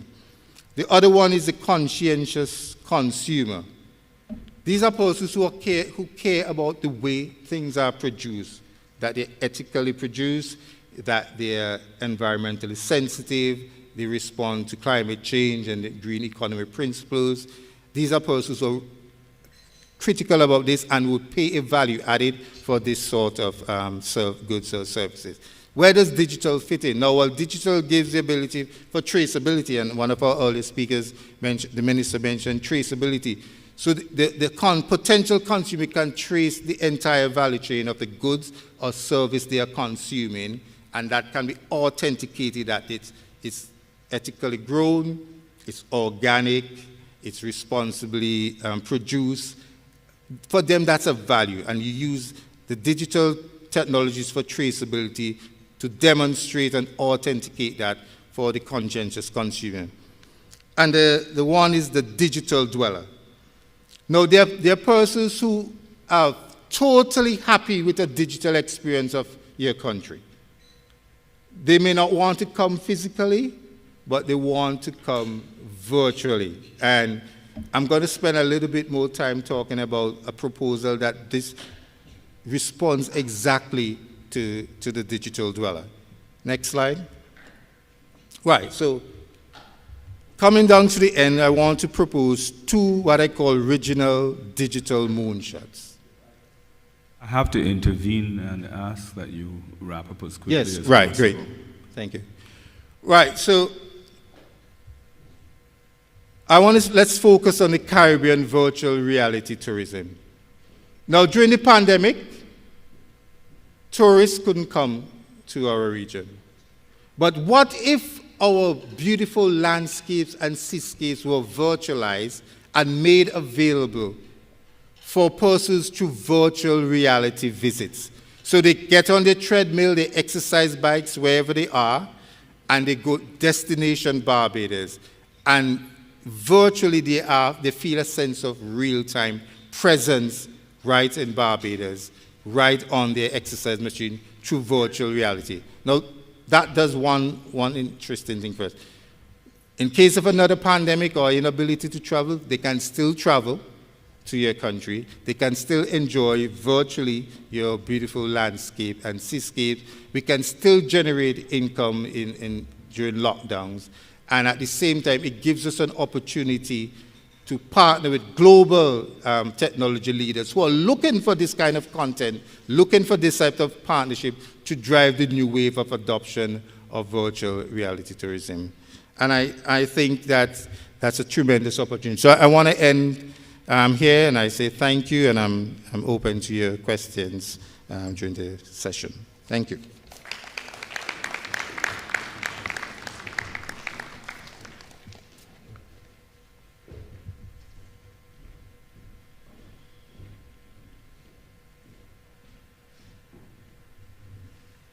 Thank you both presenters, and thank you members of the audience, because I think you've had a lot of food for thought listening to these two gentlemen. One has spoken about the culture and the environment in which we find ourselves, the historical background in which we found ourselves, and the kind of business environment that we've cultivated over the years. The other has given you some practical ideas on how you can better utilize the digital space. It has also pointed out to you that you also come up against a situation where China and the United States are the dominant players. But I think it is also going to be useful to hear a bit from you all about how you see your opportunities for using this digital space. I note that when Mr. Jackson raised a question of how many people had an actual Facebook presence or an Instagram presence or were video streaming, I got the impression that very few people are actually involved in this. And perhaps you can share with us too what you see as the real challenges of being able to take greater advantage of it. To what extent, perhaps, some of the ideas that have been presented here by Mr. Jackson today are ideas that you feel you can actually follow up on, and if you can't, then what's responsible for that? What are your needs as you look at trying to explore this particular area, having heard the two presentations? And you can just come to the microphones here, there, identify yourself by name, and let's proceed. Thank you very much. Good morning. I didn't want to be the first person, but Deborah Grant, Charterhouse Audio Tours. My focus is on tourism, heritage. So, Professor, your presentation was spot on. However, I hear all about the digital frontier and everything, but the reality of it is very, very frustrating. I joined, just to give a simple example, I joined a session, I'm missing today's session, on Instagram Reels. And I was given homework. And the homework was just to put on captions. And I'm restricted, because there's some things in Instagram that's not available for us in the Caribbean, apparently. I didn't realize that, so I went on with great enthusiasm to do my homework to discover that there's some things that's just not available. I tried getting the book yesterday, not available in this region. I did, during COVID, wanted to do virtual tours. I didn't have the equipment because I don't have the latest iPhone or anything of that sort, so I got a GoPro.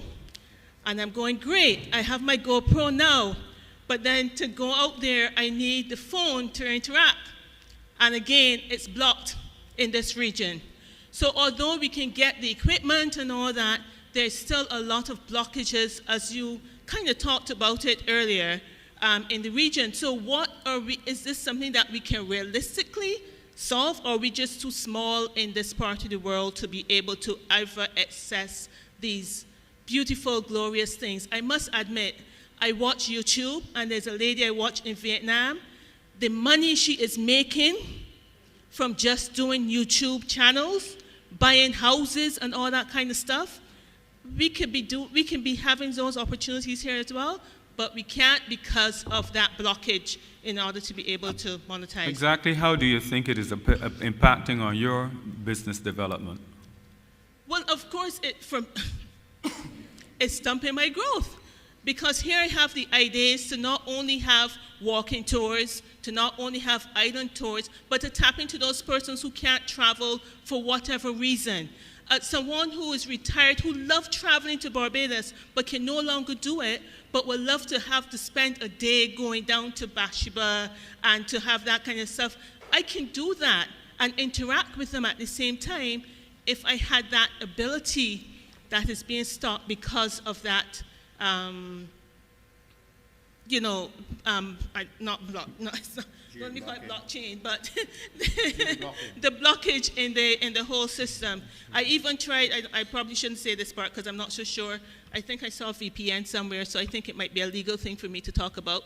But even VPN, I even tried that to see if that would help. But I'm not that technologically gifted, so I'm going to need some help with that to see if that can be a possible solution.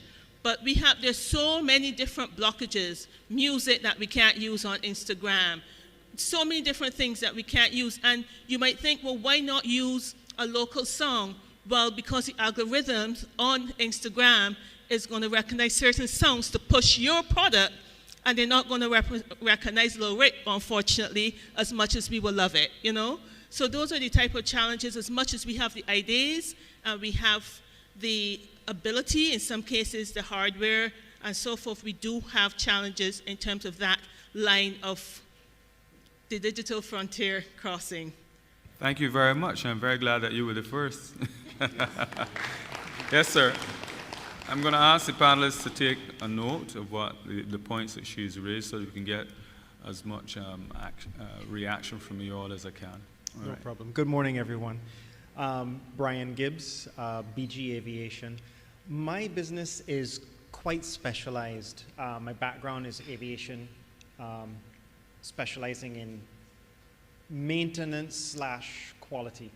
So for many years, I was working in terms of within the aviation space, using my experience in actually setting up aviation entities and so on. Just tilt your microphone up to your mouth a little. Oh, sure.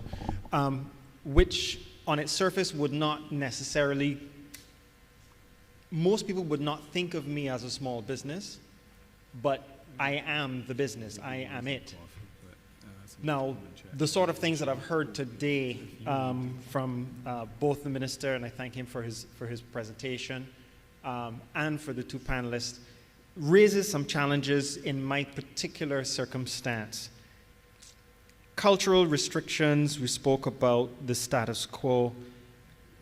I have found that in attempting to branch into more of a regional aviation outreach, that unless you are one of 2 or 3 persons who have the ear of regulators, airlines, executives, you are a non-starter.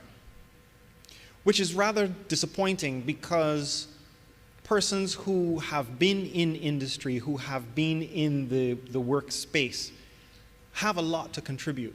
They have a lot of insight. And yet, if the persons who we are trying to reach are continually going back to the same trough, they're always going to get the same answers. Are you saying that this is so in the digital space? I'm saying that this is so generally. Generally. But as So it relates to the digital space, what's Well, happening? herein lies my challenge. As I personally have attempted through a Facebook presence and through a website to expand into a more digital frontier, into a more regional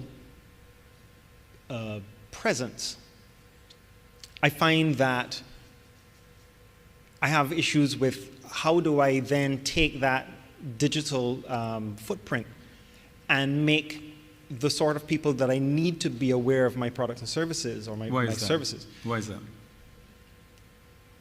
Who's paying attention? The sort of people that I need to reach, as I said before, tend to be extremely focused on the players that they have historically used. So the challenge that a person like myself, and I would hope that I'm not the only one, is we can start to take advantage of some of these additional platforms and some of these additional things that are becoming available to us. But we are still limited, not only in terms of who is actually going to be listening to us, but then further, some of the more practical things. As much as I would love to do more work within the region, aviation-wise, and I must also say I have been very fortunate to within the last 2 years, do some work within St. Vincent and the Grenadines, within the East Caribbean civil aviation space. Okay. It's still a challenge then, because in terms of trying to do that sort of work digitally or remotely, the issue with receiving remunerations. So We're going to get some address that. response to you. Is there anybody else who wants to raise a matter?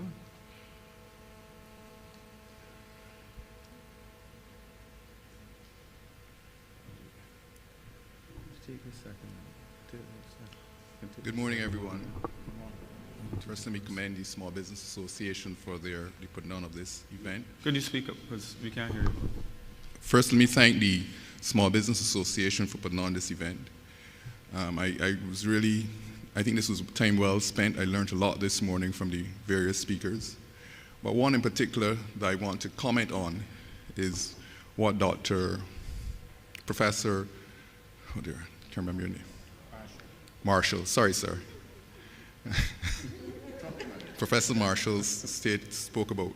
And I need to get from you a clear understanding of what you meant by value-added ethos.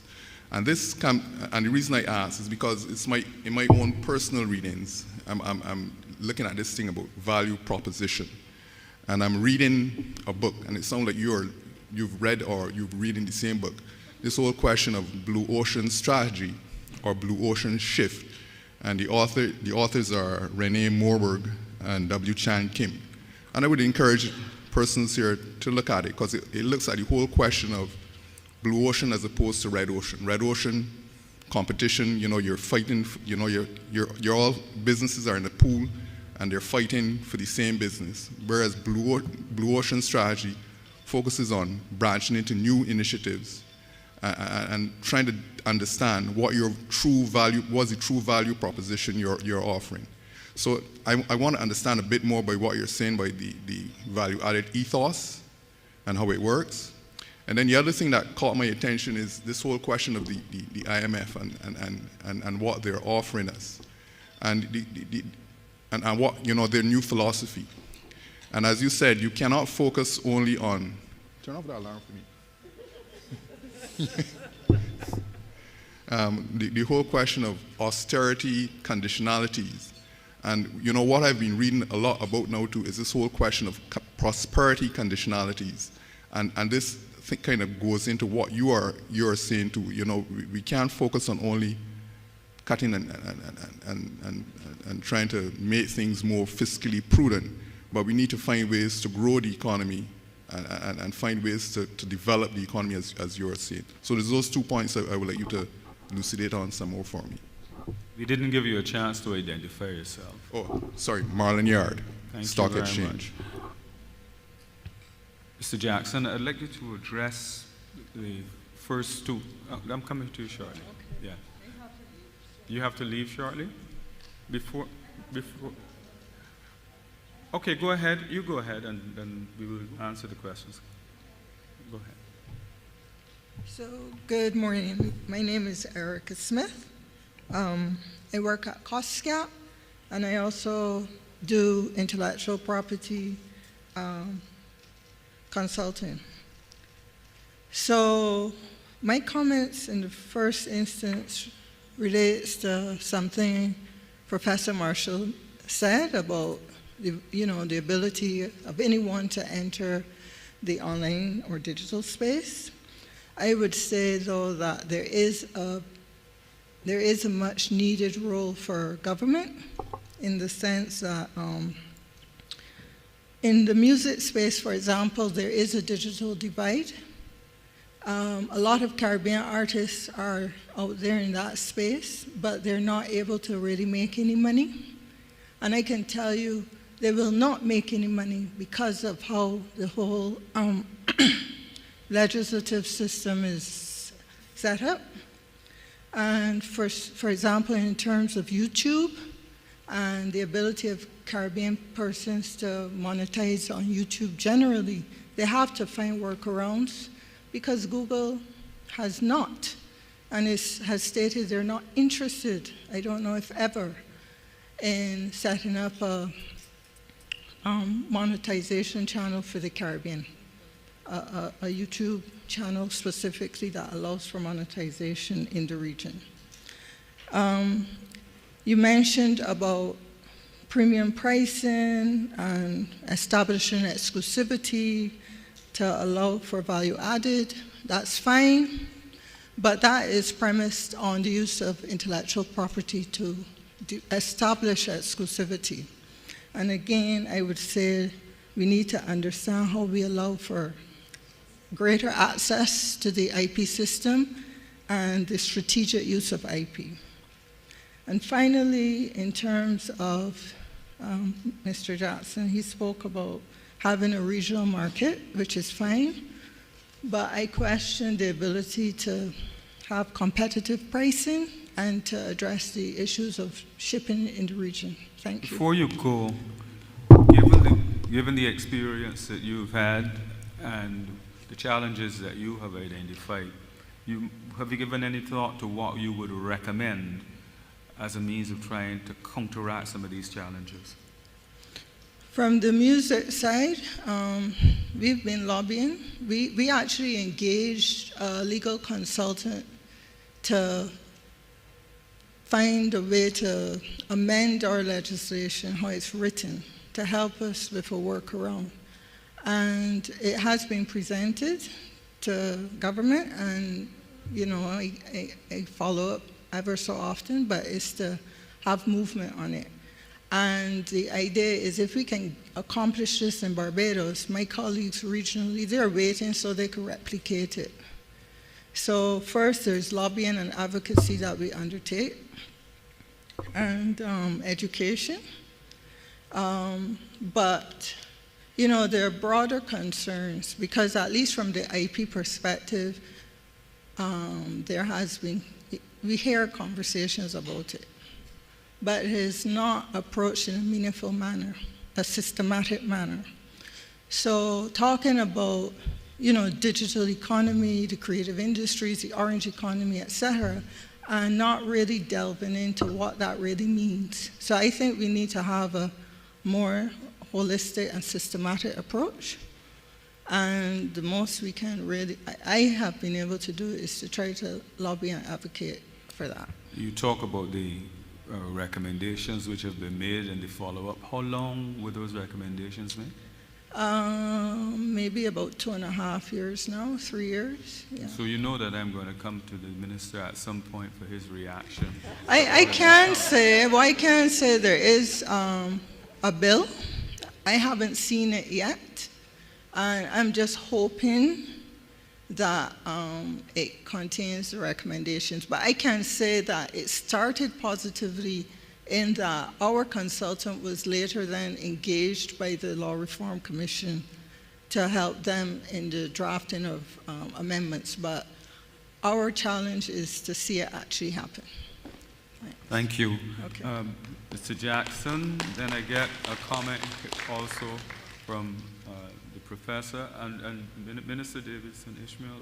I'd like to get a comment from you also, especially as it relates to the challenges that have been identified here. Right, so Deborah, I'm very happy to learn that you're experimenting with those technologies to enhance what you offer in the hospitality and tourism space. The question of geo-blocking exists because, some of these companies, their business logic is based mainly on those larger markets. But I think there's going to come a shift soon because, for example, Netflix is realizing that in the larger markets, they're losing market share. And then they will definitely need to be more accommodating of smaller external markets. So I think those issues of geo-blocking is going to come down.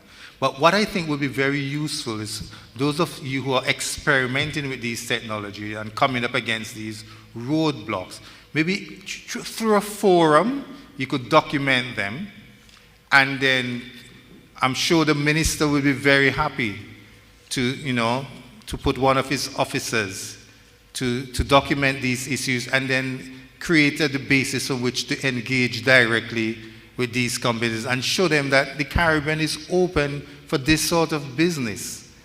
And So I'm grateful for the pioneering work, but definitely create a forum, aggregate the issues, liaise with the officer in the wonderful ministry, and at government to major business level, engage about, come on, let's open up the space because the Caribbean is really ready for some of this business. Professor Marshall?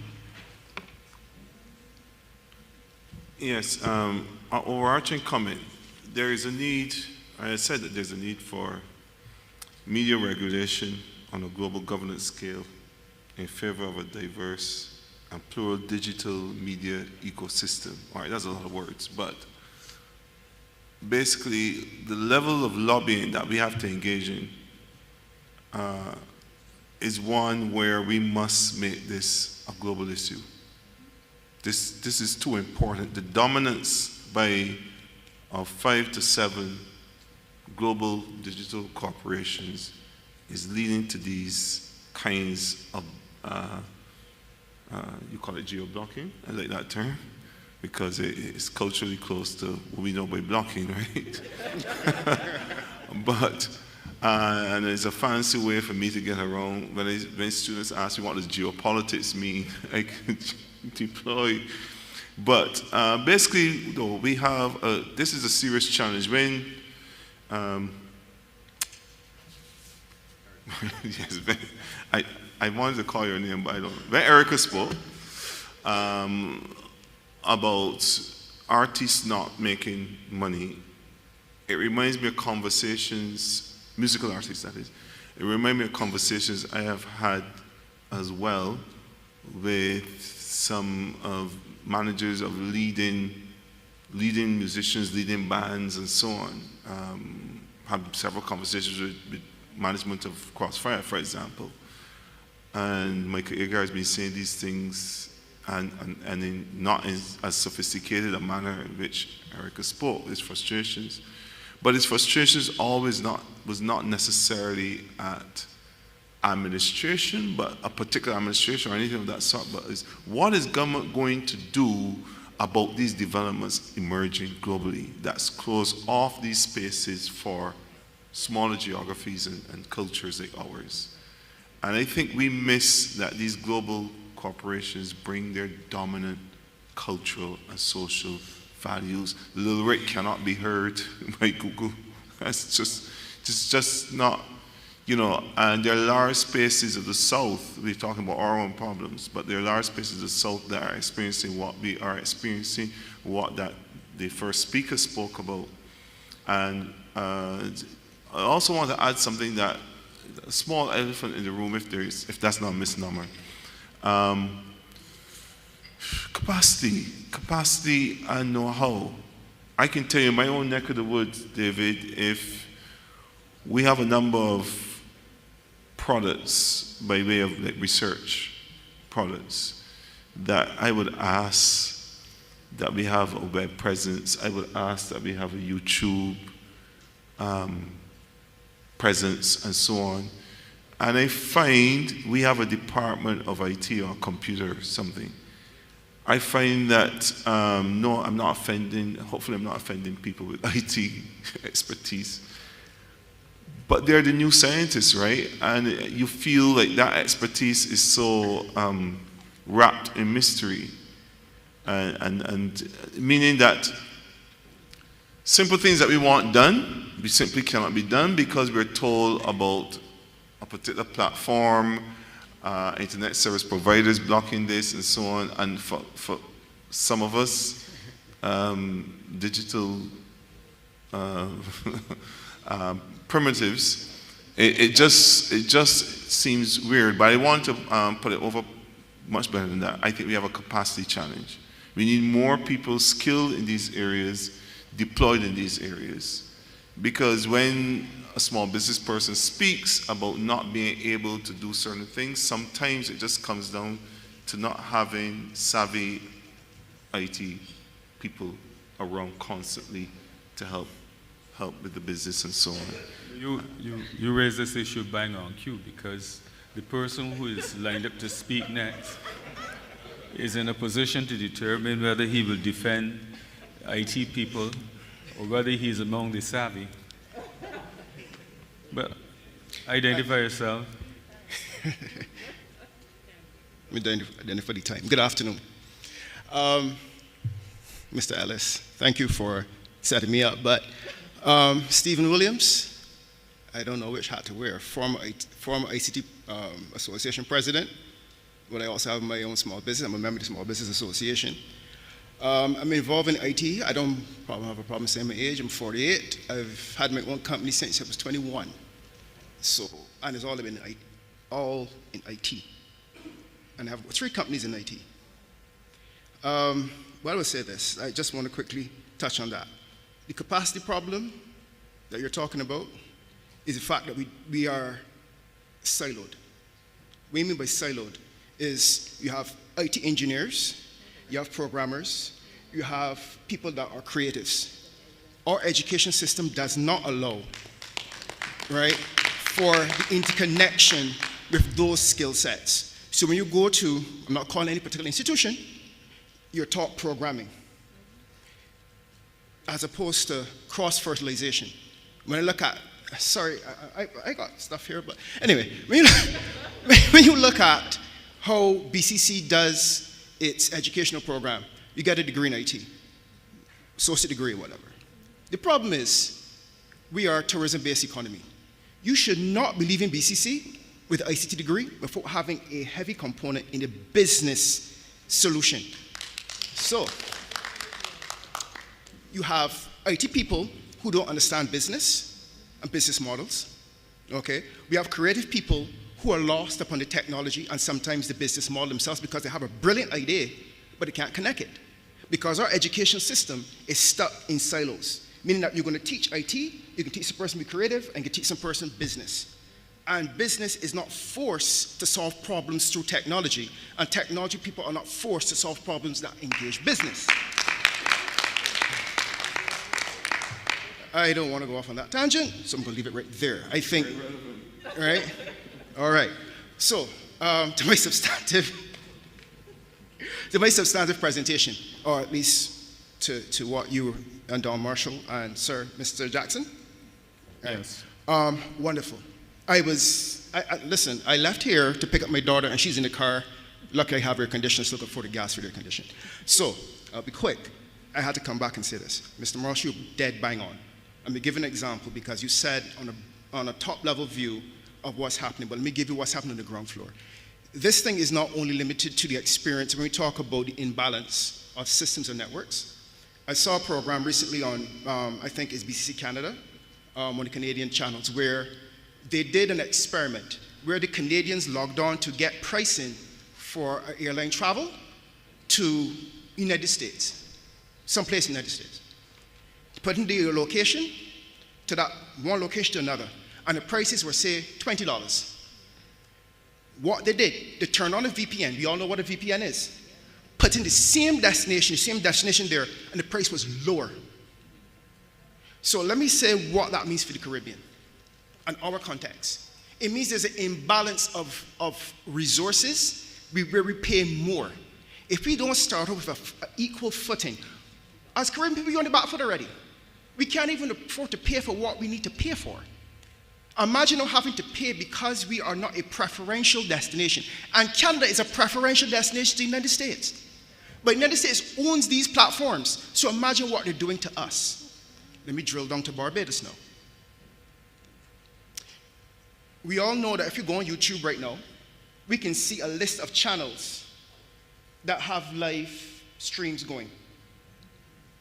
But have you asked yourself, if you don't subscribe to a specific provider, like Barbados government, if anybody in Barbados goes live, if you're going to see them? So think about it. When you go live, you are not subscribed to some of these American content providers, but you're getting it coming up in your live feed to watch. But our people in Barbados and across the region now have to specifically subscribe to the individual. What that does is if no one knows me and he said I'm going to go live and stream, no one is going to watch me. What's your recommendation? I think either Mr. Jackson or Mr. Marshall said it best. I said this back when it was in my space area. Anybody remember Conga Line? Yeah. There was a Conga Line festival. I said it as far back then. And I was basically ridiculed for saying this. We have to build our own platforms. We have to build our own platforms. And I'm going to explain why. Right now, there's an ideological war in the States concerning who can say what. And here's the problem with that. If you say something that offends, and we all see this on Facebook, where somebody puts up a post that may be acceptable in our market, we're now being blocked, right? Put in Facebook jail. What does that mean for the Barbadian people? That we now have to change our cultural norms to suit our international taste.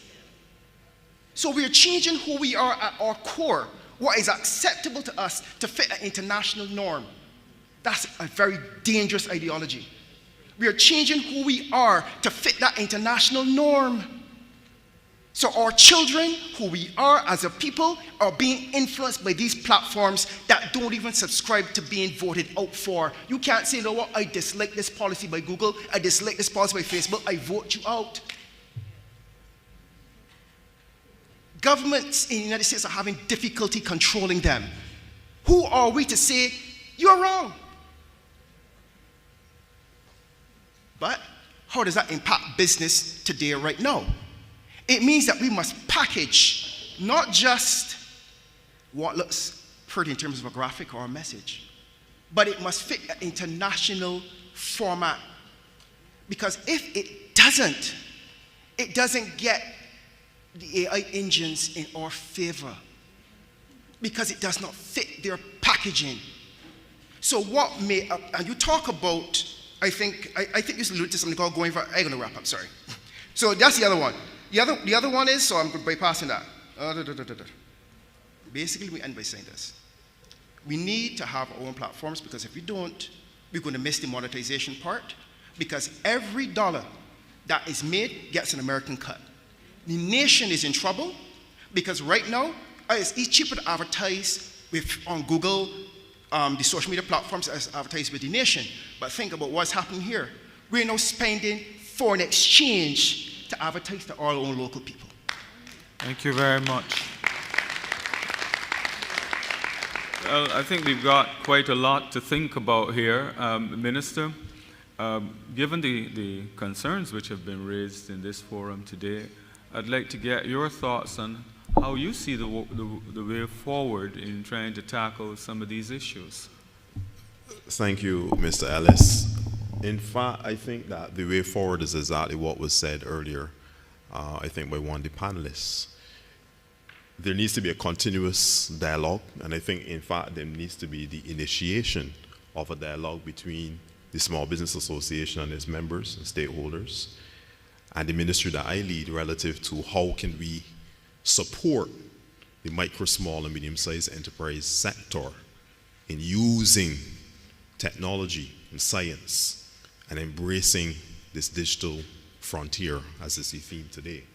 So I think really and truly, and it is my commitment here today, to seek to engage in further dialogue with the association, to identify the challenges and to work with them collectively to see how we can resolve them. Now, as it relates to restrictive content apps, we know that these challenges have existed for some time. They restrict them based on geographic location and other metrics and other analytics.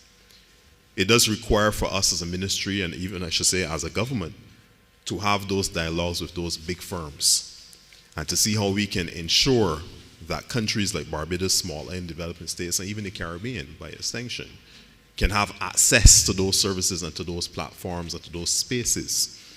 We have to bring them to the table. We have to have the conversations, hard or soft, and we have to see how we can make sure that we carve out a space and create opportunities for our people to be able to use those platforms effectively for their own advancement, of the advancement of our country.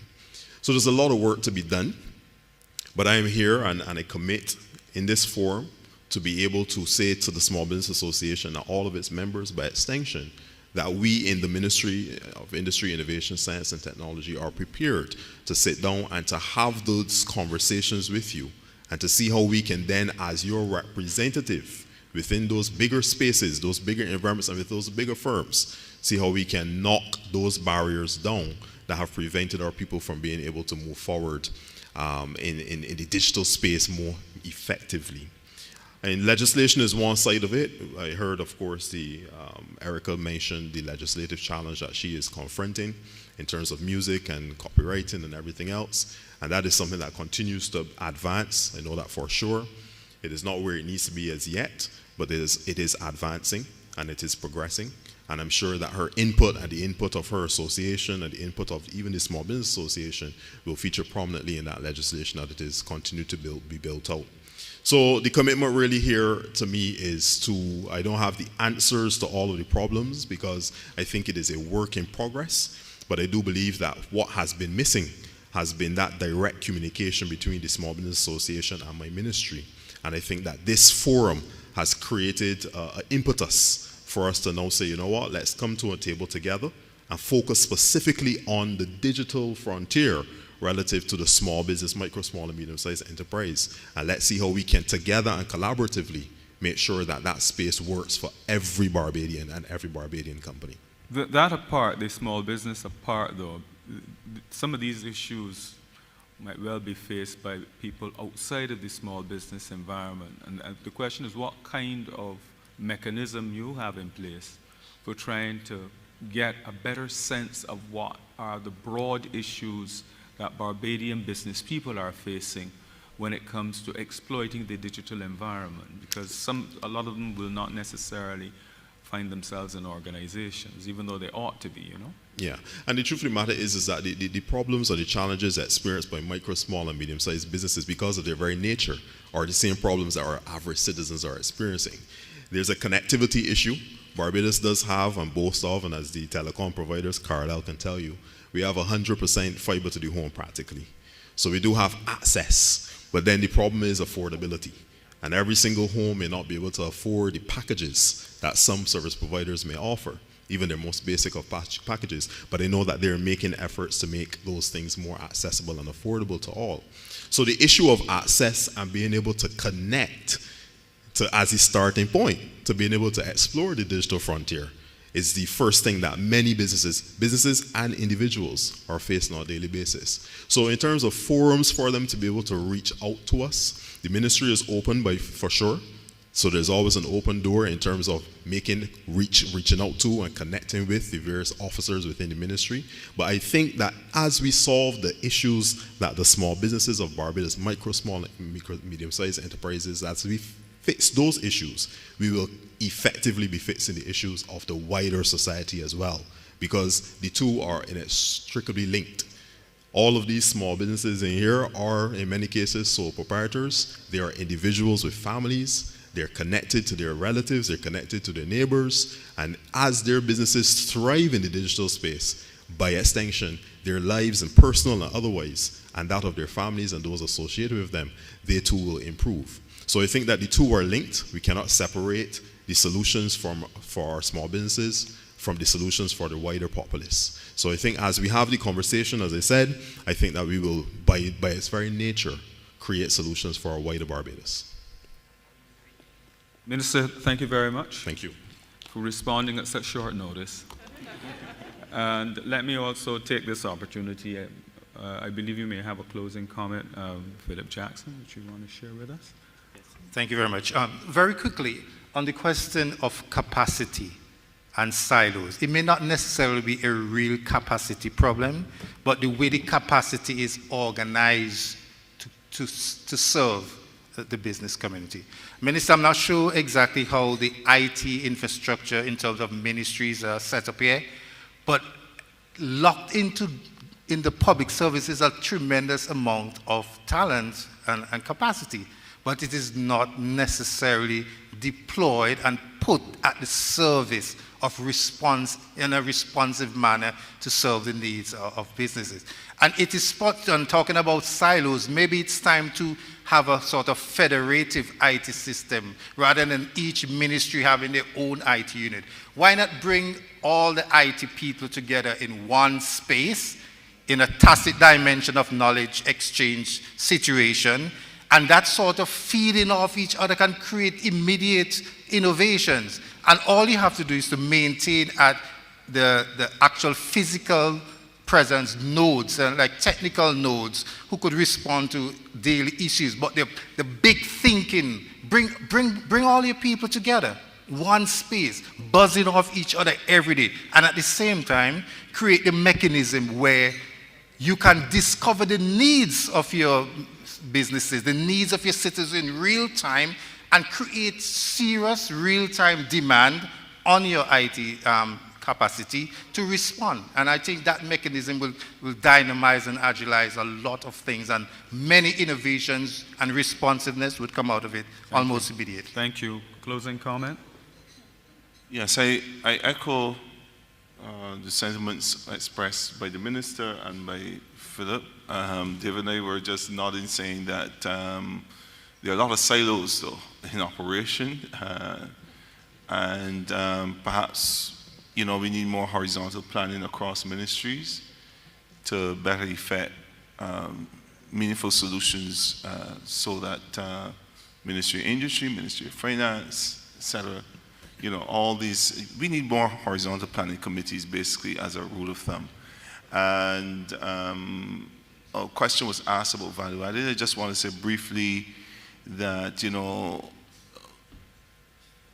progressive entrepreneurs are those that are restless with their offerings. They're never that satisfied, always wanting to improve the experience for the customer, and searching for new and innovative ways to pursue that, to improve that experience.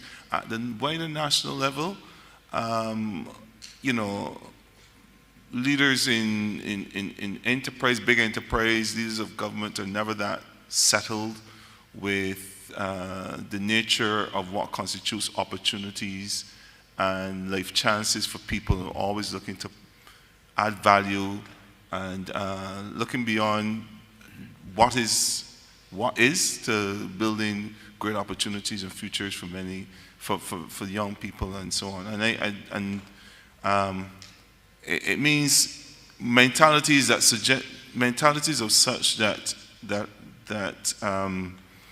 are rooted in preserving the status quo and then looking to find solutions in how to reap and extend the rewards of the status quo. I think that's kind of backward. I don't want to call any names, but you cannot have anyone in high position and advising government and successive governments speaking about a Barbados as a country that cannot pursue industrial deepening. I do not understand where that comes from. I was very disturbed when I heard it, and I would just leave it there. I couldn't believe that this was being said by a leading advisor to government who is not necessarily, I'm not talking about any of the Prime Minister's economic advisors, but I was just disappointed to hear it coming from my students who were stunned. You know, Barbados is not a place where we can pursue industrial deepening. And it just says a lot about how people conceptualize and perceive industrial development, you know.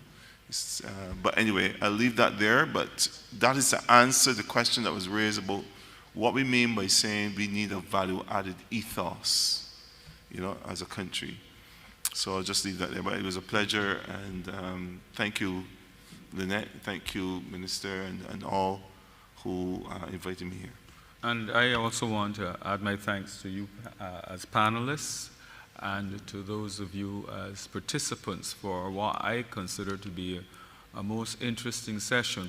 If there's one thing that it has done, is that it has stimulated my interest in trying to get a better appreciation of what are the true obstacles out there facing people who are every day implored by one person or the other to take advantage of the digital space, who make it seem as though it is so easy, all right, but seldom ever get down into the nitty-gritty to try to expose what are the deep challenges and what are the methods and mechanisms that we have to employ to try to address this.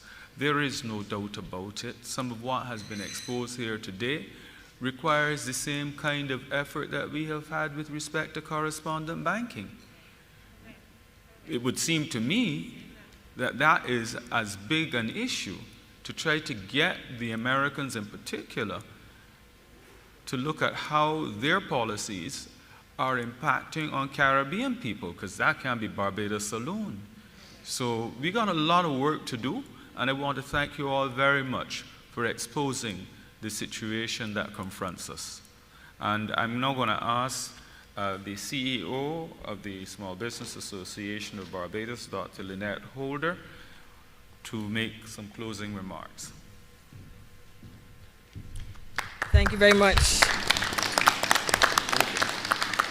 Yes, I'm sure that you all agree with me that we can stay here for a few more hours and continue this dialogue, this conversation. It has been very, very engaging. Let me thank you sincerely, David Ellis, for moderating so ably our plenary session this afternoon. And I thank as well Professor Don Marshall for sharing his perspectives and views. I said to him in our briefing prior to today that when we were preparing for this session, I said there's none other I thought that could do this topic justice from an academic perspective than Dr. Marshall. He was one of my professors when I did my master's in integration studies, and I remember the robust discussions that we had back then, and I knew that he would come today and really challenge your thinking, which is what I hope that he did as we, go forward in this transformational program that we have for our country and our sector. So again, thank you sincerely, Dr. Marshall. As well as Philip Jackson. He's with us in Barbados now just under a year at Caribbean Export, coming over from St. Vincent and the Grenadines. And he too has a lot of visionary ideas about how we can really monetize this digital revolution that we're seeing. You heard his idea about the virtual tourism. Everybody remember that? The virtual tourism project, he mentioned that briefly at the end, which is something that I'm sure is engaging Deodat's attention at the Caribbean Export Development Agency. In my concluding remarks, colleagues, I want to let you know that there will be an action item coming out of today's session. Because this is not, by any stretch of imagination, just about, coming together and having lunch and hearing some good presentations, and that's it. We started this concept of a State of the Sector conference 4 years ago.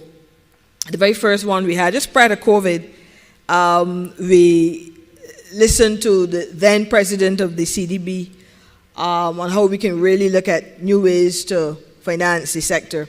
And out of that came an action item. Here's Marlon.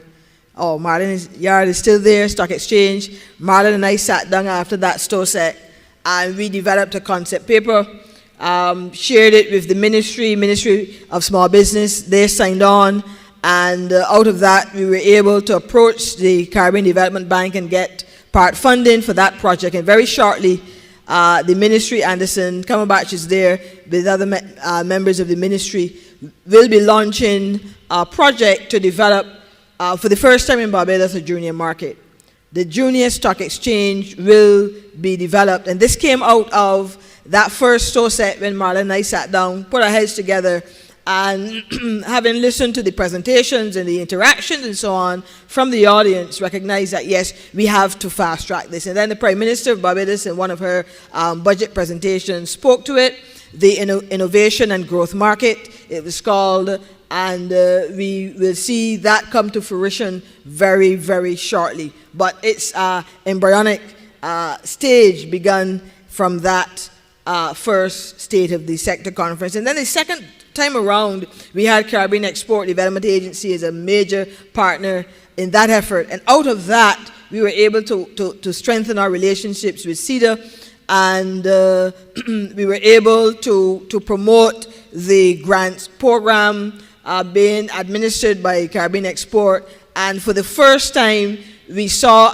an exponential increase in applicants to Caribbean Export for the grants program.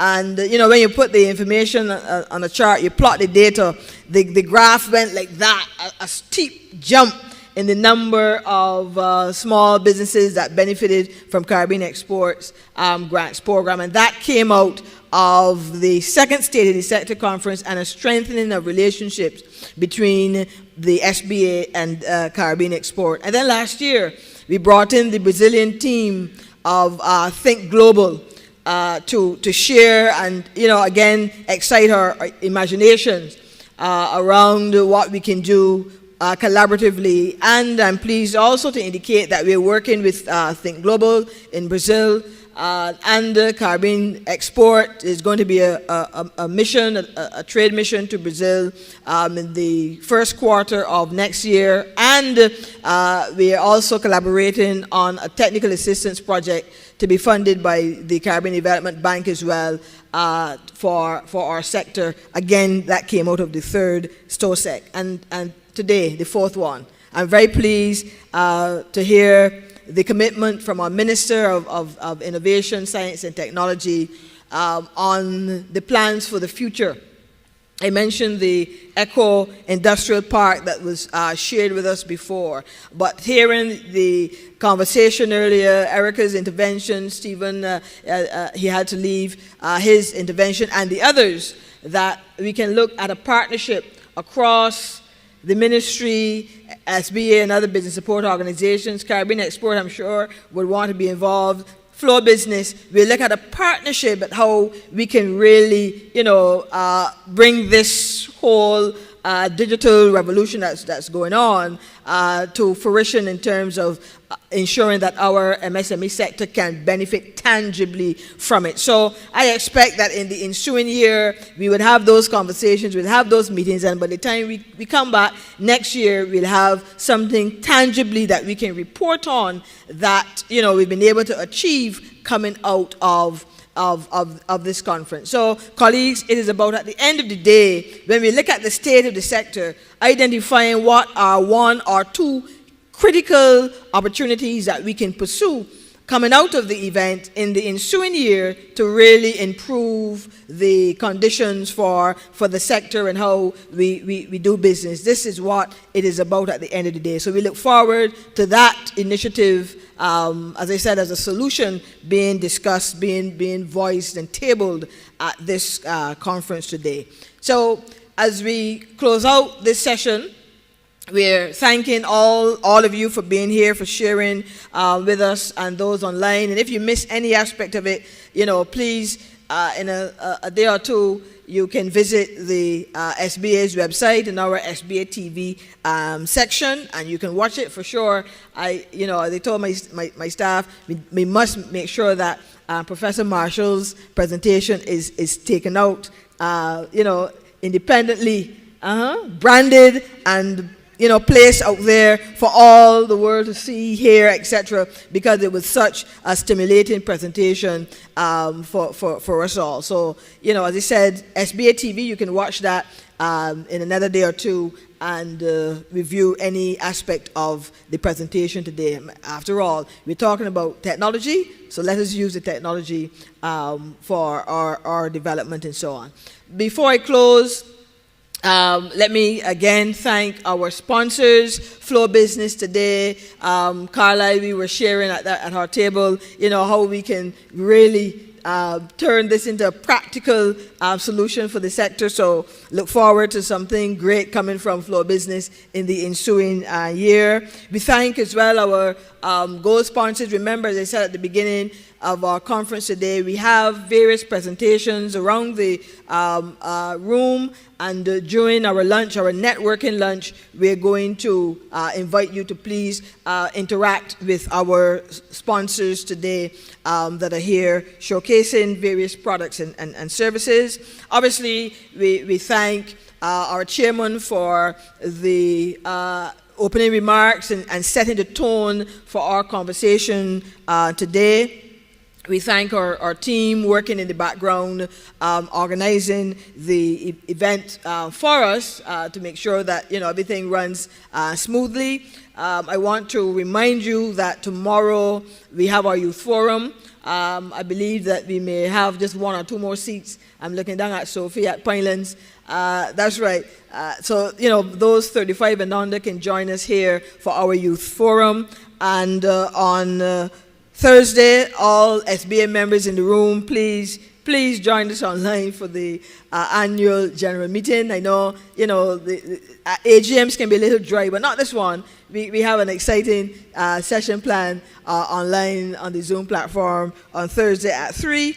And then we're back here at the Lloyd Erskine Sandyford Center. So come out on Friday evening, 5:30, and join us. Because after the awards, we have an entertainment session. We have lots of cocktails and all that. And Damien from Flow is going to make sure that we are well watered and refreshed for that evening. So please join us for the awards and networking event. And as I said at the beginning, this is all a part of Small Business Week 2022, where we shine the spotlight on the sector and we look for, concrete solutions that would help us to improve this critical sector as we go forward. So ladies and gentlemen, thank you so much. We thank the technical team, the team here at Lloyd Erskine Sandyford Center, who are always very hospitable, always very cooperative as we organize these events. So we thank you sincerely. So at this time, ladies and gentlemen, I am pleased to bring this session to a close. Thank you kindly.